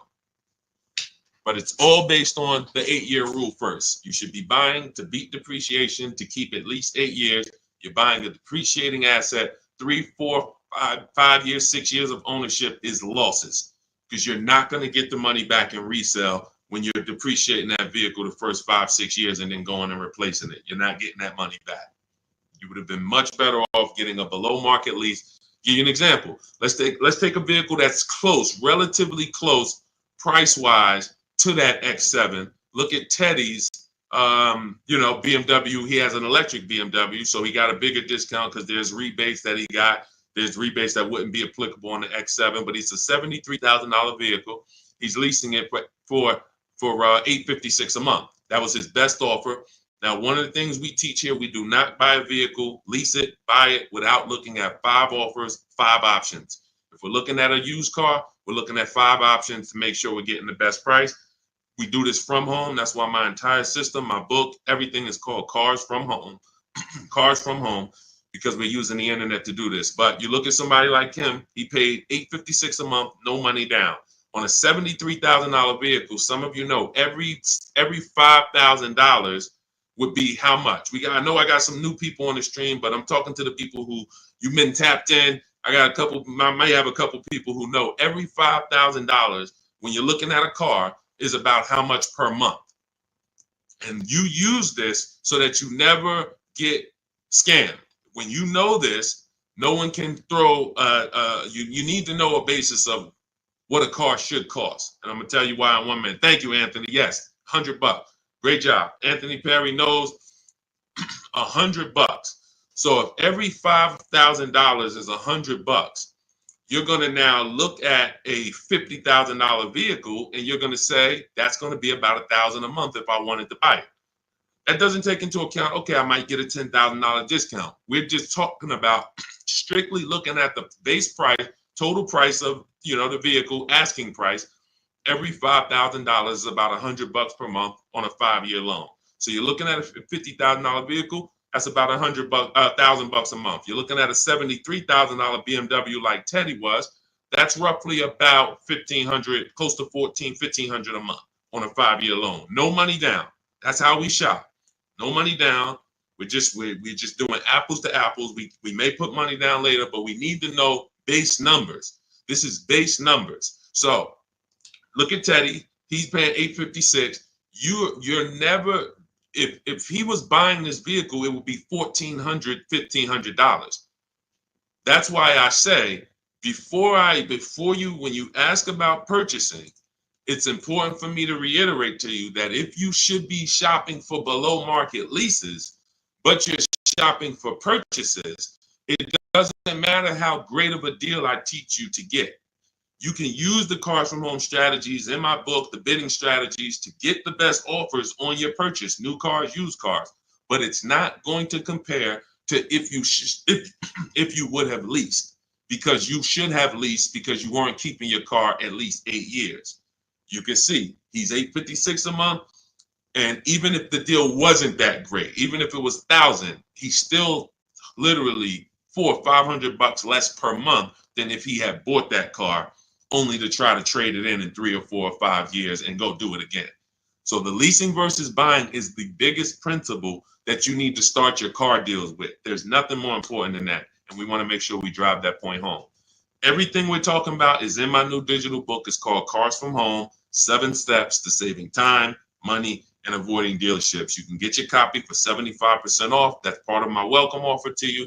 This is going to have all of my blueprints, step-by-step strategies for leasing, buying, getting below market deals for high mileage drivers. It's all in there if you don't want to try to remember this. And you can get it for 75% off as part of our welcome offer. In my TikTok bio, click the picture of me. My Instagram bio, click the picture of me. Click that website, and the YouTube comments or the Facebook comments. Grab your 75% off, but it's only good for 30 minutes. After that timer hits 0, the price does go back up to $97, which is still incredible. I get it at $97, but $24 is even better. All right, Dolan, shoot the next question up. All right. Cody, how much of a down payment is needed for trade-in with $10,000 negative equity? This is a great question. Depends on what you're buying the next vehicle for and what type of discount you got off the next vehicle. So give you an example. Let's take a dramatic discount like Milligan's discount. She got one of the largest discounts I've ever seen anyone get using our bidding strategies from home. Let me pull it up so that we can now. When you get the larger discount you get, the more money you're able to roll over to that deal without having to put money down. Now, let me give you an example. Why does money down become important or necessary sometimes? The banks have something called loan to value ratios. Loan to value ratios. So the banks may say, based on good credit, we will lend a customer 20% above the value of the vehicle they're buying. So if they're buying a $40,000 vehicle, we will lend that customer up to $8,000 more, which would be 20% of $40,000. Because the value of the vehicle is 40, the loan to value ratio is 120%. We can lend $48,000 on a $40,000 vehicle. So if a person comes in and they want to buy that $40,000 vehicle and they want to finance and add to the loan the taxes and any applicable fees, that might come out to be roughly $44,000. They'll qualify because the bank says you have up to $8,000. Now, let's say they want to bring a small amount of negative equity over to the deal, $4,000. So now they buy it for 40. They get they have $4,000 in fees and taxes, and then they have another $4,000 of negative equity that they add to the transaction. The bank will say you're still at no more than 20% above the value of the vehicle. We can approve this with no money down. The problem happens when a person wants to add $8,000 of negative equity on top of that. So now they're buying it for 40. They are getting taxes and fees added. That's 44. And then they want to slap 8,000 of negative equity on there. That's 52. The bank is going to say, no, we only will approve 20% above the vehicle's value, which is $48,000. So if you could get it down to $48,000, we'll approve it. If not, we can't approve it. The customer has to put the money down to make up the difference. So in that scenario, what you would be asking for would be above the bank's loan to value ratios. This is why I call negative equity the bad credit for people with good credit. This is why I want you to know the cause for most negative equity situations is you don't understand leasing and you're buying your vehicles rather than getting below market leases. You take out 5 and 6 year loans, you don't pay them off, you trade in vehicles, and you should be shopping for below market leases, but you continue to purchase. So you're going to continue to have negative equity in almost every case unless you start putting a lot of money down or start keeping your vehicles longer, paying them off, and then coming back and seeing how much money you could get back out of that, which I also don't recommend. But the last thing, which is very important, especially when you have large amounts of negative equity, is let's say that same $40,000 vehicle, you're using our strategies and you get a $8,000 discount. Or let's take a vehicle. Let's take Milligan's deal. Like I said, in her particular case, she got a $79,000 vehicle for $51,000. This is a Mercedes. It's an electric version. She used our bidding system. She got the biggest discount I've ever seen, and she can put any amount of negative equity on top of this deal because the bank is lending against this vehicle, this Mercedes, based on a $79,000 value. So their loan to value ratios for this vehicle would be 20% above $79,000. So if that's, let's say $80,000, 10% would be $8,000. So you're talking about $16,000 that they would lend above the $79,000. So they're looking and saying, wow, if this is a $79,000 vehicle, they don't care about what the woman bought it for. They don't know that. All they know is when the loan paperwork comes in, we're asking for less than what the loan to value threshold show. And they have other people that go and they pay list price. They go in, they have no strategies, and they just go in and say, all right, it costs $79,000, I'll take it, not realizing that, okay, I didn't negotiate. I overpaid by almost $27,000. That's the market value for this particular vehicle, but the bank doesn't care. The bank just wants to know that when the loan comes in, it's under 86 or $87,000, and they're going to approve it. So the bigger discount you get, the more room you have to move negative equity over, and that's what you want to understand. If I had a large amount of negative equity, I would be choosing several vehicles, using our bidding strategies from home. If you want to do it your way, at least calling around, talking to managers, getting multiple offers. You want to talk to salesmen and managers, you can do that. But once you get the discount, any amount of negative equity that you bring over would now go on top of your selling price. So if you got a $10,000 discount, then you brought $5,000 of negative equity over, you would be well below the bank's loan to value threshold. So it's based off of how much negative equity you have, and then it's connected to how much discount you're going to get off the value of the vehicle, which is what the banks actually base the loan to value approvals on. And if you can do that, you don't need a trade, you don't need a down payment. And I hope that's clear. If you rewatch this, rewatch this segment, it'll be clear to you. If most people understood that and the cost for negative equity, we have a lot better world. Deals. Negative equity is the one thing besides super bad credit where you can walk in with an 800 score. You're not leaving with a car, depending on what your situation is and what car you're trying to get and how much they're charging you for it. You are not leaving with a car.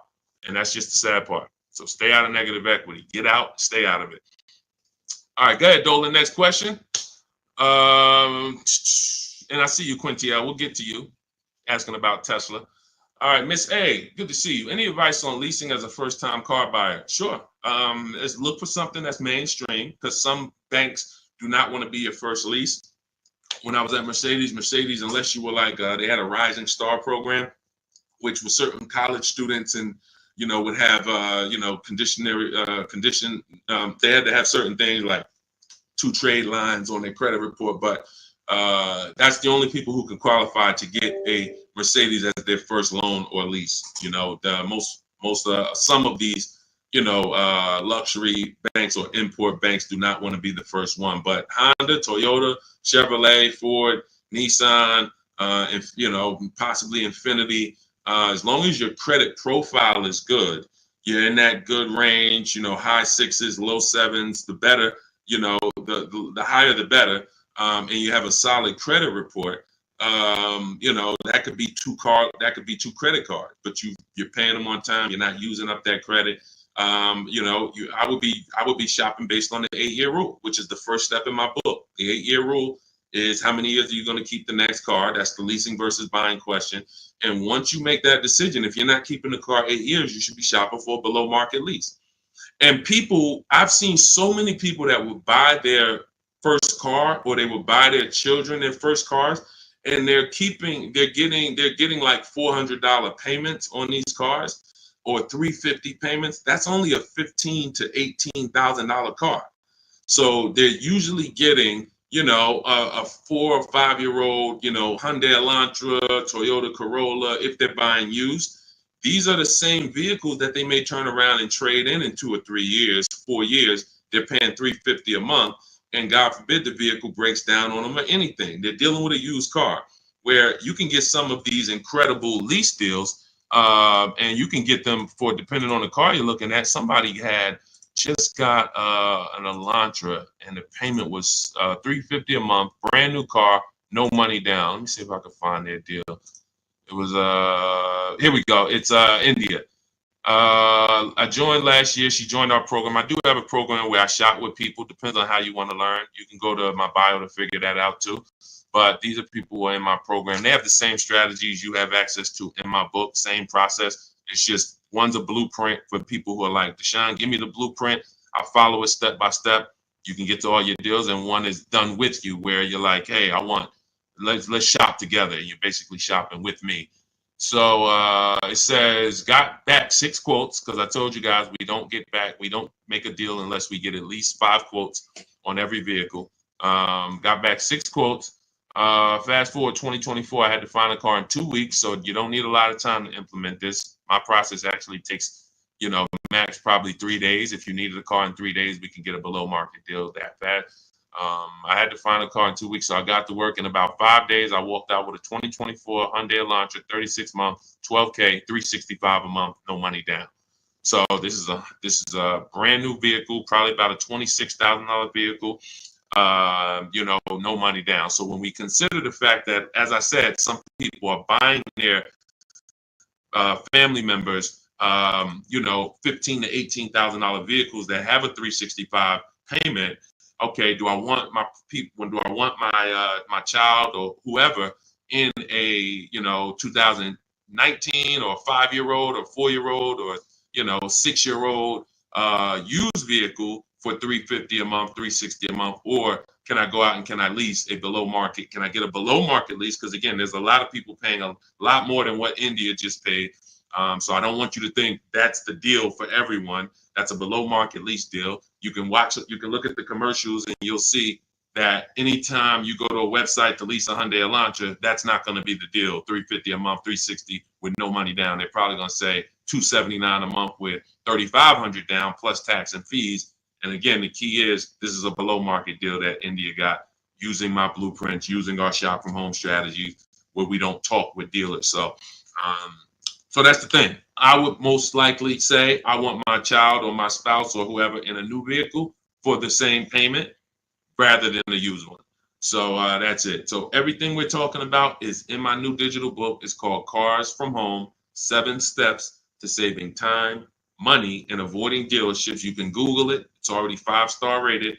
In fact, before we go to the next question, I wanted to pull in some of these reviews. Thank you to everybody who has reviewed the book. And I appreciate it. I just grabbed a couple random ones. Says here, this book is a must have if you're thinking of getting a new or used car. So much has changed in the process since I bought my first car 40 years ago. Think of it as a workbook. So even though you finish the book, you will refer back to it several times in the process.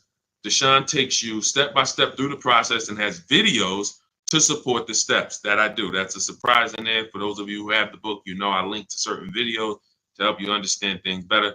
I feel better prepared to go out, get the deal I want for my next car, and I know that I didn't get taken advantage of by a dealer. Thank you, Marguerite. Appreciate you. Again, you can get your copy as part of our welcome offer to you for 75% off. Books normally $97.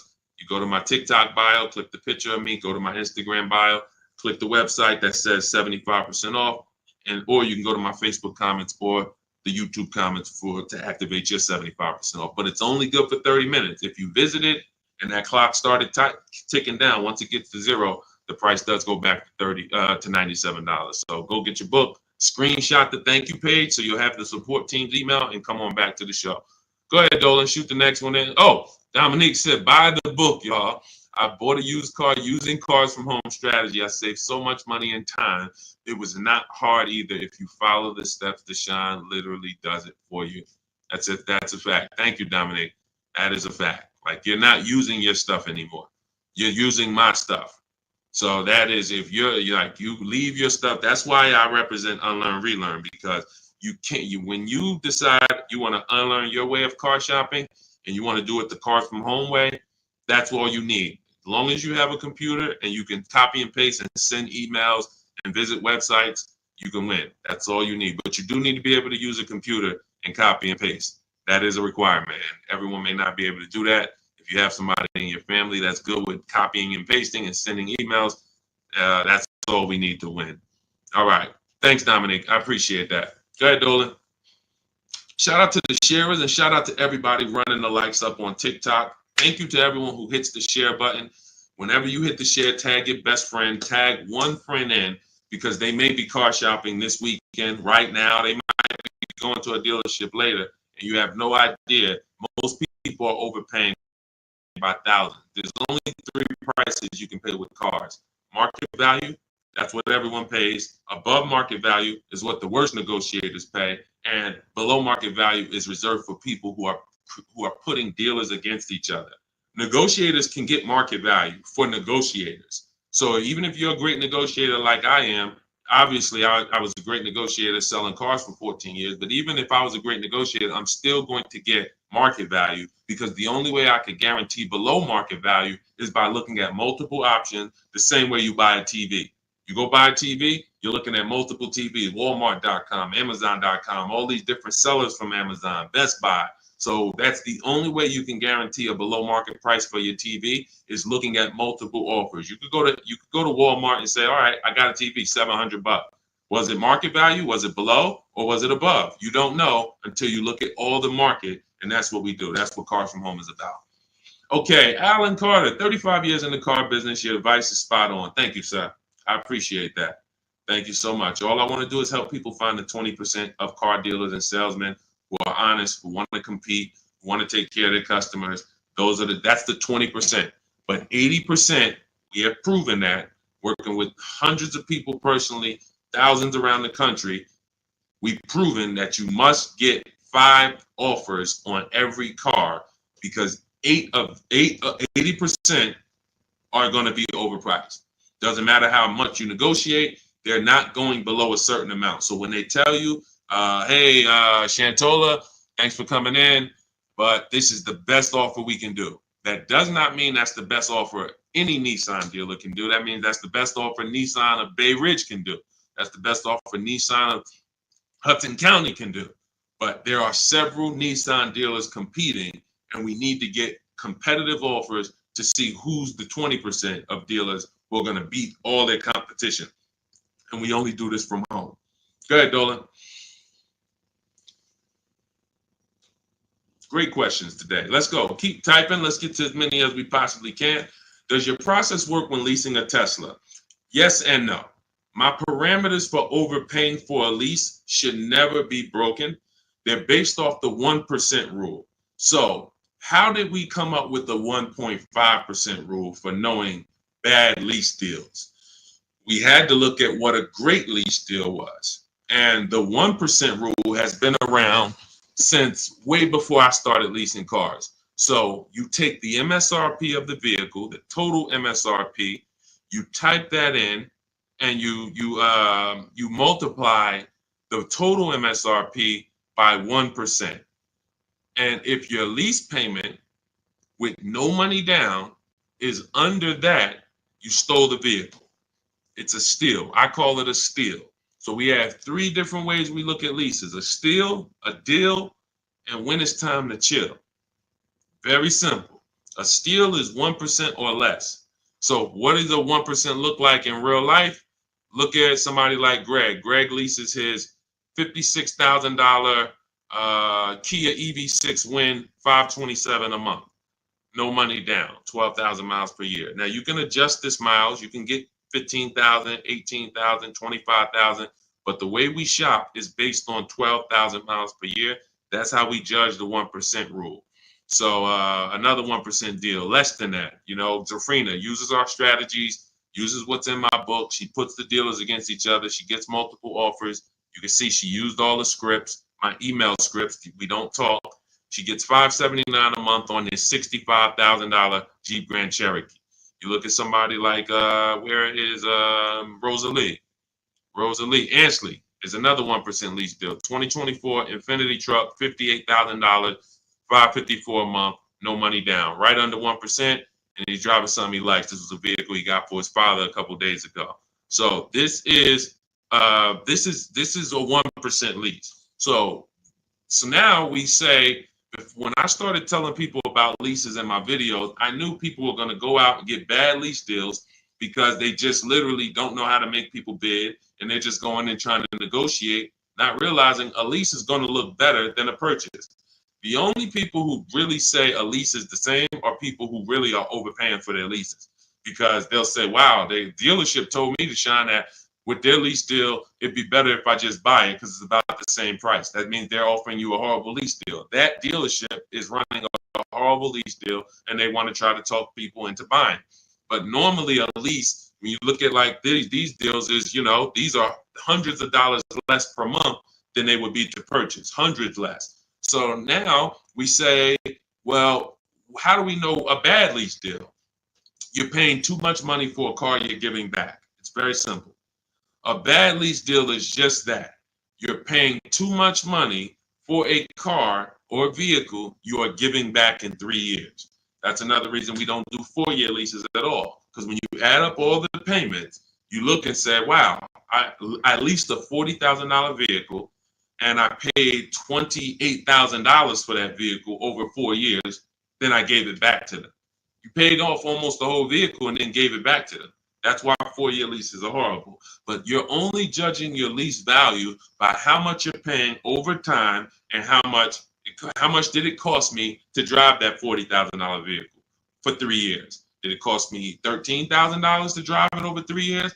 $17,000 to drive it over 3 years? $20,000 to drive it over 3 years? What did it cost me? And that's what the 1% rule is basing it off of. If you're looking at a $40,000 vehicle, you get a payment of $400 per month. It costs you 400 times 36, cost you $14,000 to drive a $40,000 vehicle over 3 years. That's much less than the normal depreciation of that vehicle. So we go up to 1.5%. So 1.5%, anything above that, you're paying too much for a vehicle that you're giving back. There's no value in leasing that vehicle. And when you compare it to other vehicles, because every vehicle has a different lease program, there's so many other vehicles you can lease and get a lot more value, drive a whole lot more car MSRP wise, and have the same amount of money coming out of your bank account. So that's why the 1.5% rule is our anchor for overpaying. And even though Tesla does not negotiate, Quintiel, because this is all to answer your question, Tesla does not negotiate. You order your car, they have a one price system. When you do your lease for 12,000 miles per year, no money, just giving them first month's payment. You divide that into the MSRP of the Tesla. Is it under 1.5? So I don't care that Tesla. So Tesla doesn't allow us to make dealers bid against each other because every Tesla is going to be the same price from California to New Zealand to New Hampshire to Connecticut. They're the same price. So what we have to say is the lease program good that Tesla is offering? And if I divide my monthly payment into my MSRP and it's under 1.5, closer to 1 the better, the lower the better. But we need to judge that. That's how we would judge that. So when that's the part of our process that would still be applicable when leasing a Tesla. And if you have a vehicle you're replacing, or when that vehicle is up, our system for selling leases, assessing our equity is still applicable because we don't return a lease without checking equity. This is step 2 in my process. If you have a lease, or if you have ever at any point in your life dropped off a lease to a dealership without checking for equity, type me in the comments. Type me in the comments. If you have returned a lease and you did not assess your equity, and matter of fact, I know there's a lot, you might be like Deshone, I didn't even know you could sell a lease. If you didn't know you could sell a lease, just type a question mark. I didn't even know it was even possible for me to sell a lease, much less turn around and have a process for how I sell it or how I analyze. Okay, Faith, I see. I never done that. Dwayne Castro, me. Okay, perfect. So what we do is, this is step 2 in our process. We assess our equity on any vehicle that we are replacing because we don't trade. We don't trade. Some of you know that. So the equity assessment is how we don't give dealers back money. So if your car on the market is worth $19,000 and you go drop it back to a dealership, but they could buy that car for $16,000, now you just lost $3,000 of equity because they're going to buy that vehicle and they're going to resell it based on a market value of 19. So what we do is we make sure before we return any lease, we are checking the market value, getting 6 offers to see if is the price that a dealer can buy our lease for, is that a price that is a price that's higher than our is our market value higher than the market? Let me break it down like this. Let's say the dealer buyout price is $19,000, but your highest offer market-wise is $24,000. That means you have $4,000 to $5,000 of equity that we could cash out, let CarMax, Driveway, Carvana, Kelly Blue Book Instant Cash Offer, AutoNation, Car Gurus, one of these buyers that we use, this is all in my book. This is step 2. We get these online bids. We're going to let them buy the vehicle and then we'll make $3,000, $4,000, $5,000 once we sell it to them. And I've helped hundreds of people do this. There's several videos on my pages where you can see people that are commenting, man, I use your strategies. I made 7,000, 8,000, 10,000, especially during the pandemic, because every vehicle was worth $7,000 to $12,000 more than it's worth today, more than it would be worth in a real market. And I told people for 2 years straight, once I started talking about this, I said, listen, cash out now. If you have a vehicle, cash out. We help people cash out $5,000, $7,000, $10,000, $12,000, put that money in their bank, release or rebuy below market. And some people can say they capitalize on a once in a lifetime market that none of us have ever seen before. Strictly based on the equity assessment. This is all in my digital book. This is, if you're like Deshone, I don't even want to remember half this stuff. I'm not going to remember it. You can get my entire blueprint that teaches everything about below market leases, below market purchases, below market new cars, used cars, making banks bid, equity assessment, selling leases. All of that is in my book step by step. And you can get your copy for 75% off for 30 minutes only. It's my welcome offer to you. I want to give you incentive to get the book now so you can pay less, 75% off. In my TikTok bio, go to that picture of me, go to the Instagram bio, click that link, click the button that says 75% off new book. Get your copy. Make sure you screenshot the thank you page. If you're on YouTube, your 75% off link is in the comments. Facebook, it's in the comments, but it's only for 30 minutes. After that, the price does go back up to $97, which is worth every penny, but $24 is better. So go get your book and then come back to the show. Go ahead, Dolan. Great question so far. Let's keep going. Does this work the same way for Canada? Scott, I'm not sure. I do believe that most would be applicable. I do believe that most. The difference is going to be the websites. So we're using our multiple marketplace strategy for shopping for used cars. We're using 8 marketplaces. Used to be 9, but Vroom went out of business. So we're using Carvana, we're using Carvana, CarMax, Driveway, eBay Motors, Cars.com, CarGurus.com, Carfax.com, and Autotrader.com. Those are 8 marketplaces that we use to shop for our used cars. I don't know if they're the same in Canada. I don't know if they're different. When we're shopping for our new cars, we use what I call, what's in my books, it's in step 5, it's called the 25 to 5 strategy. We're going to reach out to 25 dealers online. It takes us 20 minutes. You're using my email scripts. In 90 minutes, you're going to have quotes back from all of these dealers to be able to get at least 5 to 7 quotes. So out of the 25, you're going to get 5 to 7 quotes. That's why it's called the 25 to 5 strategy. We're going direct to the dealers' websites. So I give you links to the dealers. As long as these dealerships have similar websites set up in Canada, then everything is going to be the same.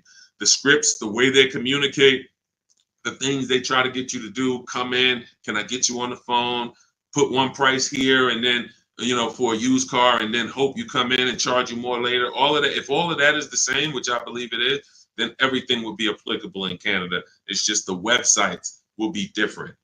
But Honda's going to have their own dealers' websites,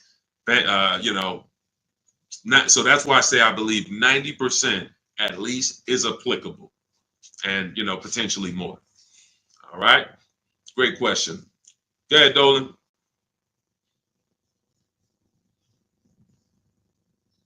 I have the book. Great job, and make sure you guys send me your emails, just like Tiffany did. I always use Tiffany because she was the first one to send us an email, and I always make sure I reference her. But everybody who sends these in, I get to bring them onto the show. I brought a couple more.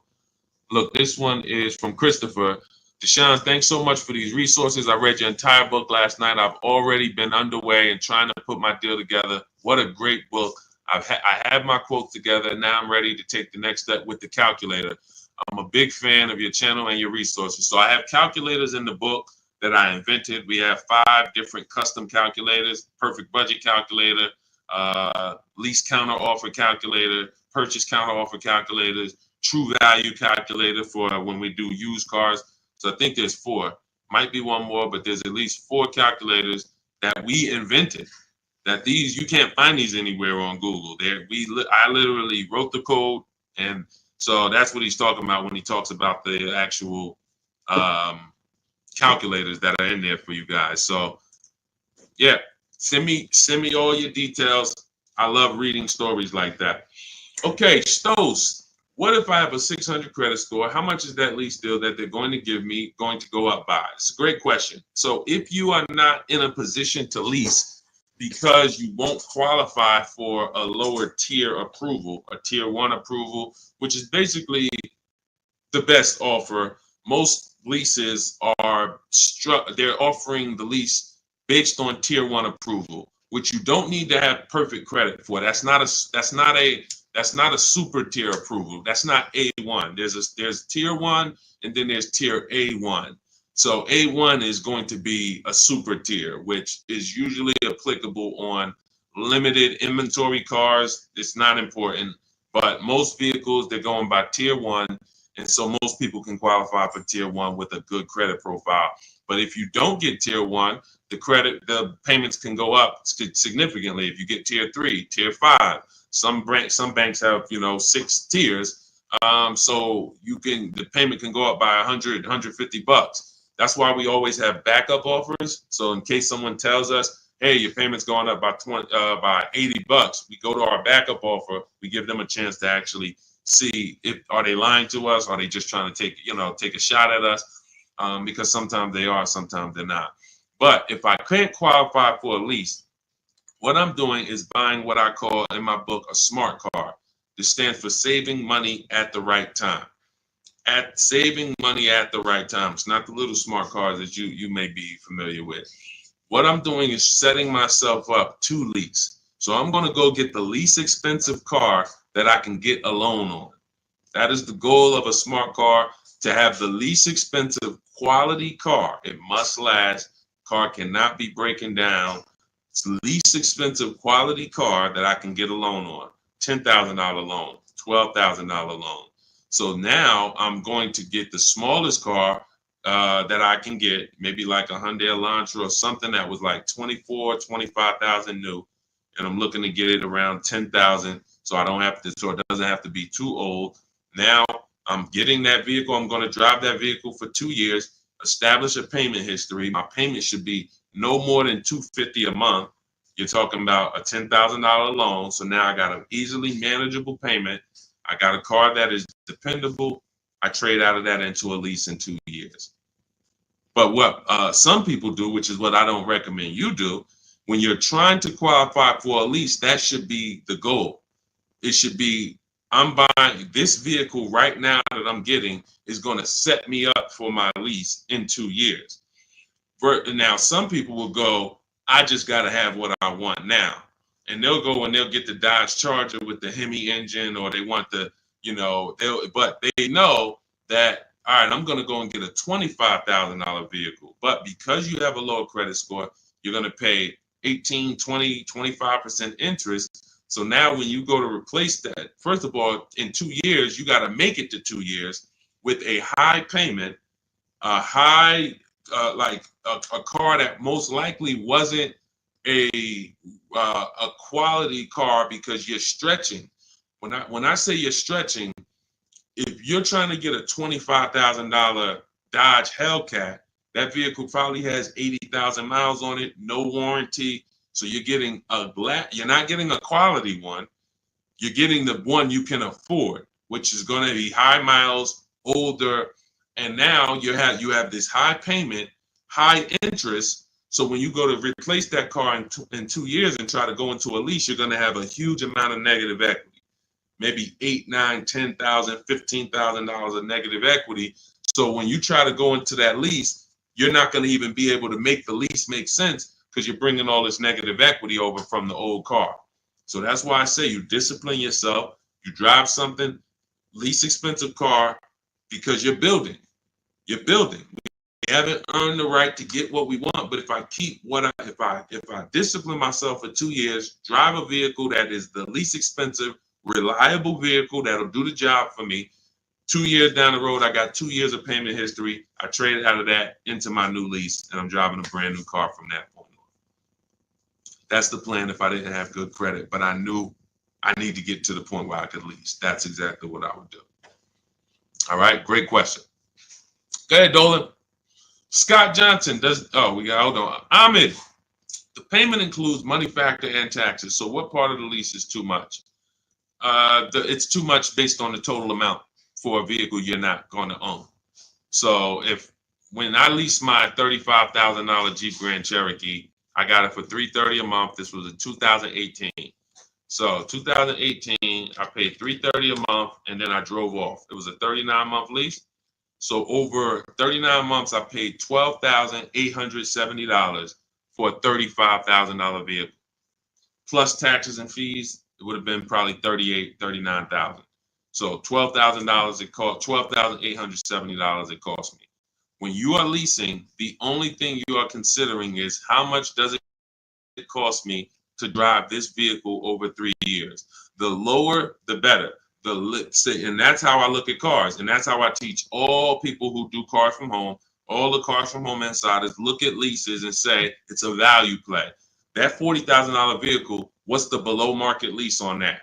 We get below market leases by making dealers bid. That's what the whole cars. That's a huge part of what the cars from home system is. You're not going to get the below market deal negotiated because you don't know what the market is. 80% of dealers are overpriced. So 4 out of 5 dealers are not going to give you a below market offer. They're going to hold more profit. They'll give you a discount, but they're not going to beat all their competition and give you the biggest discount. That's why we get multiple offers. Once we look at the below market lease, we can determine how much we're paying for this vehicle over a 3-year period. And the lower the better. Because again, we're comparing it to the 1% rule. So the 1% rule has been around. It's literally, I'm driving new vehicles for cents on the dollar. A 1% lease, $400 a month for a $40,000 car, no money down. The same $40,000 car would be $800 a month to buy, based on the fact we know every $5,000 is $100 a month.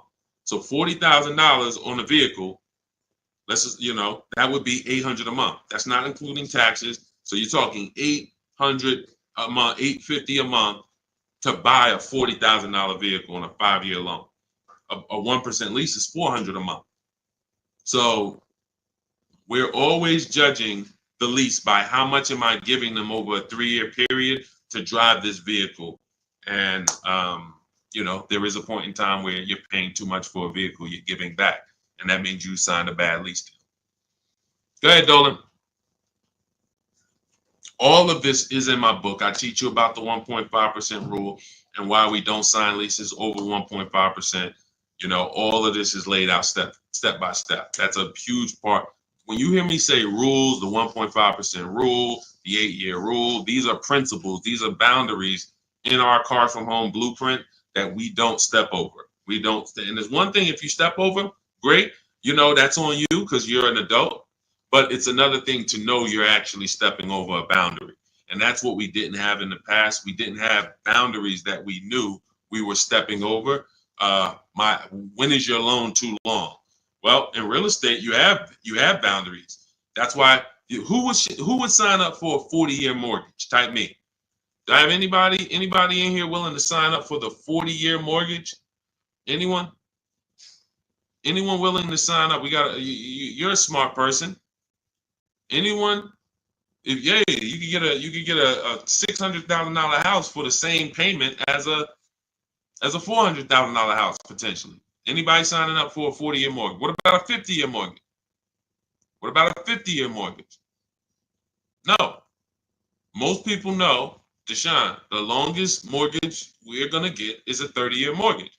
Some of you go for 15 years to pay it off quicker, but you're not doing 40, you're not doing 50.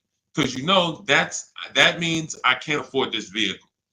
Boundaries. That's industry established boundaries. That means I can't afford this house. If I have to take a 40-year mortgage, 50-year mortgage just to afford it, I can't afford it. That's the same thing we bring. That's one of the boundaries we bring to car buying. We don't do loans longer than 72 months. 6-year loan is the longest loan that we will do on a car. It just leads to problems. Most of the people who've had problems with cars, horrible problems. They still have loans on them. Cars breaking down. They should be putting money to the side every year for maintenance, but they can't because they're still making a $500, $400, $800 car payment, and the car is 11 years old. These are issues. These are boundaries that we don't step over. That's why you'll learn in my book, The Rule of 72 and the 10th birthday. 6-year loan is the max. Car should be paid off by the 10th birthday. These are boundaries. That's what we bring.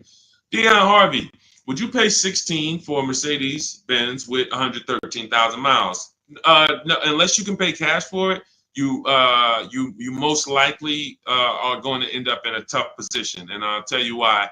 If you can pay cash for it, then you can put away money for the maintenance and for the upkeep.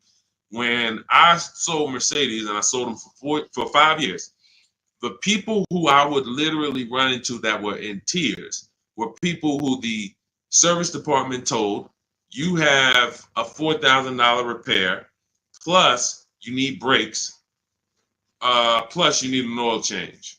So oil change on the Mercedes is $200. Brakes could be $2,000. Then you have a repair because you don't have a warranty that could be your navigation system goes out. That could be $3,000. So literally you're looking at $6,000 and you still have a car payment and you still have insurance and you still have gas. So this is something I call the 4 expenses that we take into account. How we're going to acquire the car, insurance, gas, and maintenance and repairs. So these are the 4 expenses. And what gets people with Mercedes, BMWs, Range Rovers, Porsche, anything that's expensive to maintain and repair is nothing when something breaks, nothing costs $100. So it's not that they can't afford it. They can't afford to do that and make their car payment. So that's why I said, if you're going to pay cash for the 16 Mercedes and you've screened down title, history, service records, accident history, and then you've done a market assessment. This is all stuff I teach you to do step by step in my book when we're buying a used car. Then you can pay cash for it. But if you can't pay cash for at this point, 8-year-old car with 113,000 miles on it, then you really can't afford that car. Go ahead, Dolan.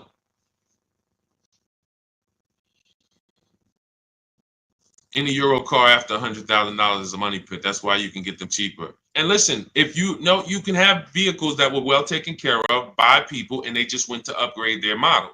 There are plenty of people who baby their cars, their BMWs, their Porsche. They've done all the maintenance. Now they get to 100,000 miles. They might have had it for 8 years and they're ready to sell it. And it's a great opportunity for someone else to buy. But you have to be able to afford these cars. And you have to be able to avoid, if you can't afford to repair and maintain them, then you can't afford these cars.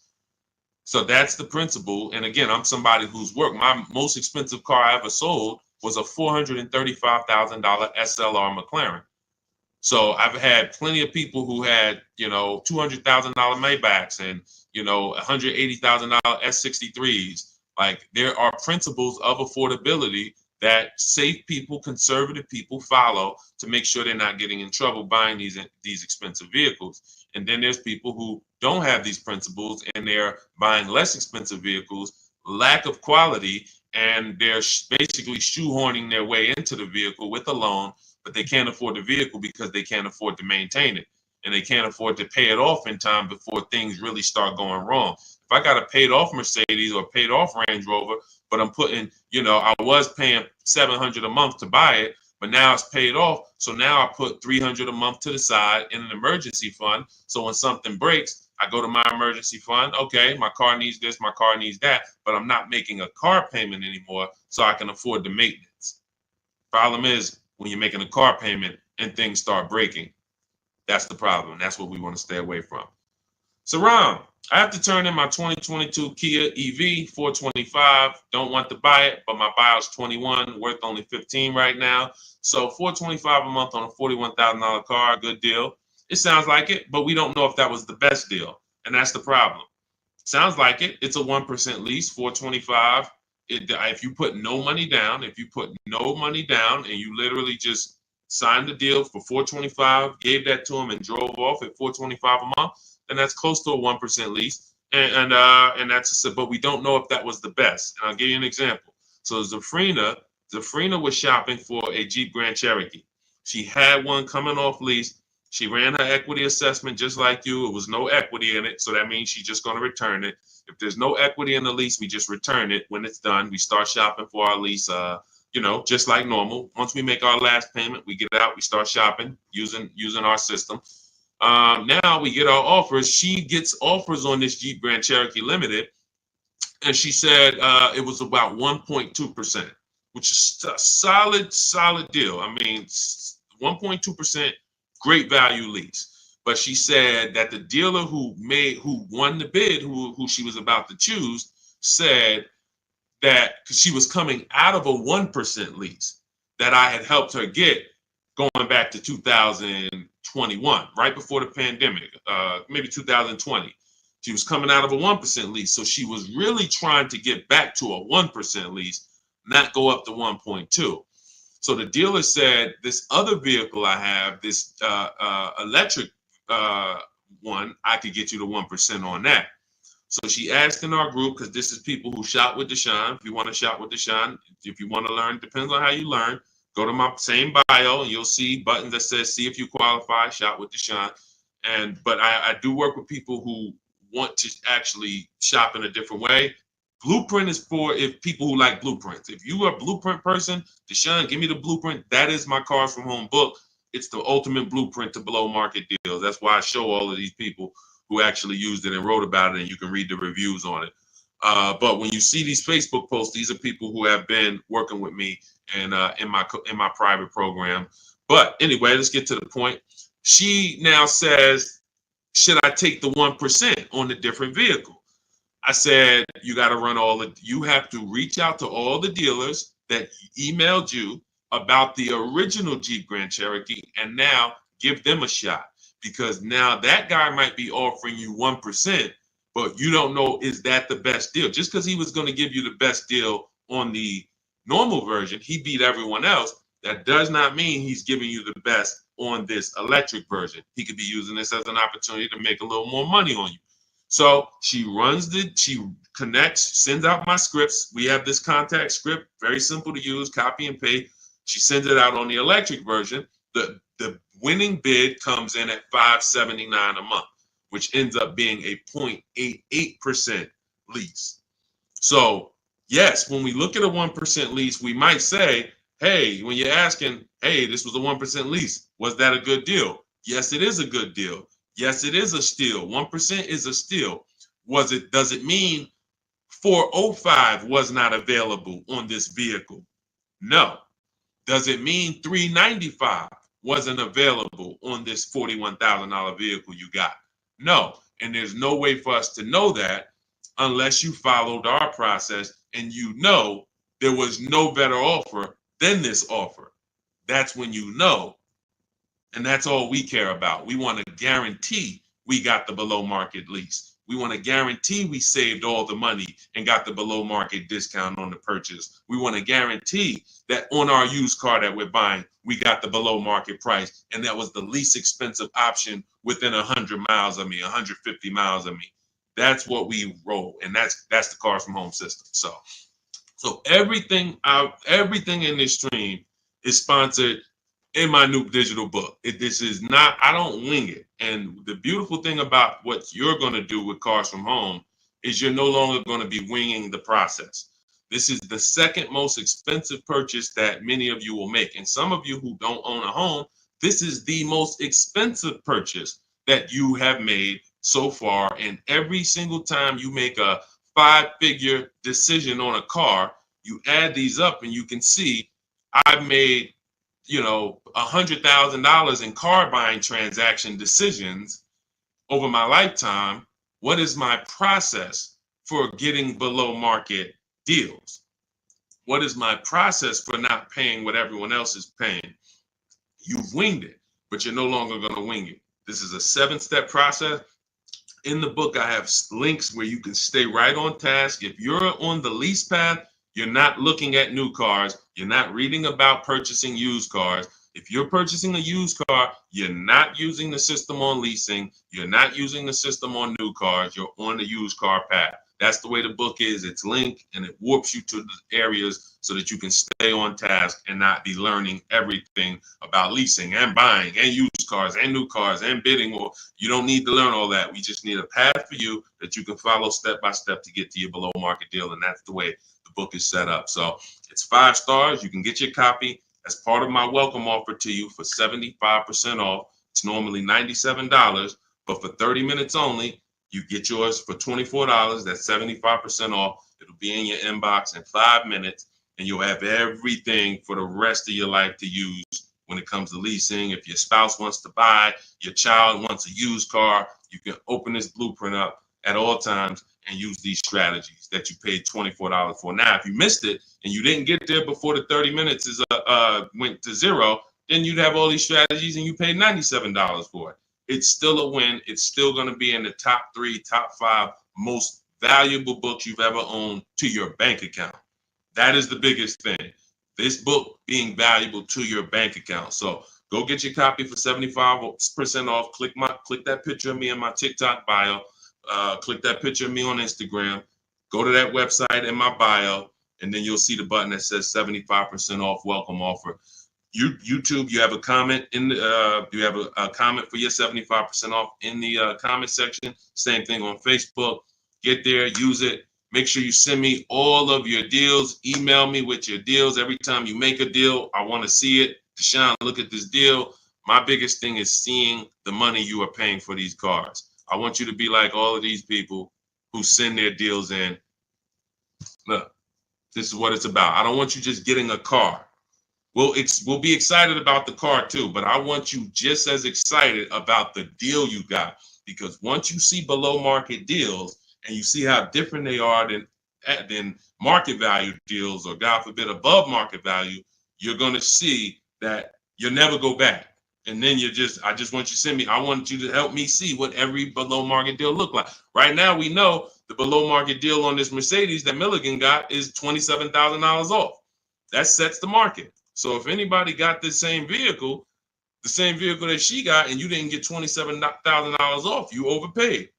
You know, we know Sean set the market on this on his F-150 Lightning.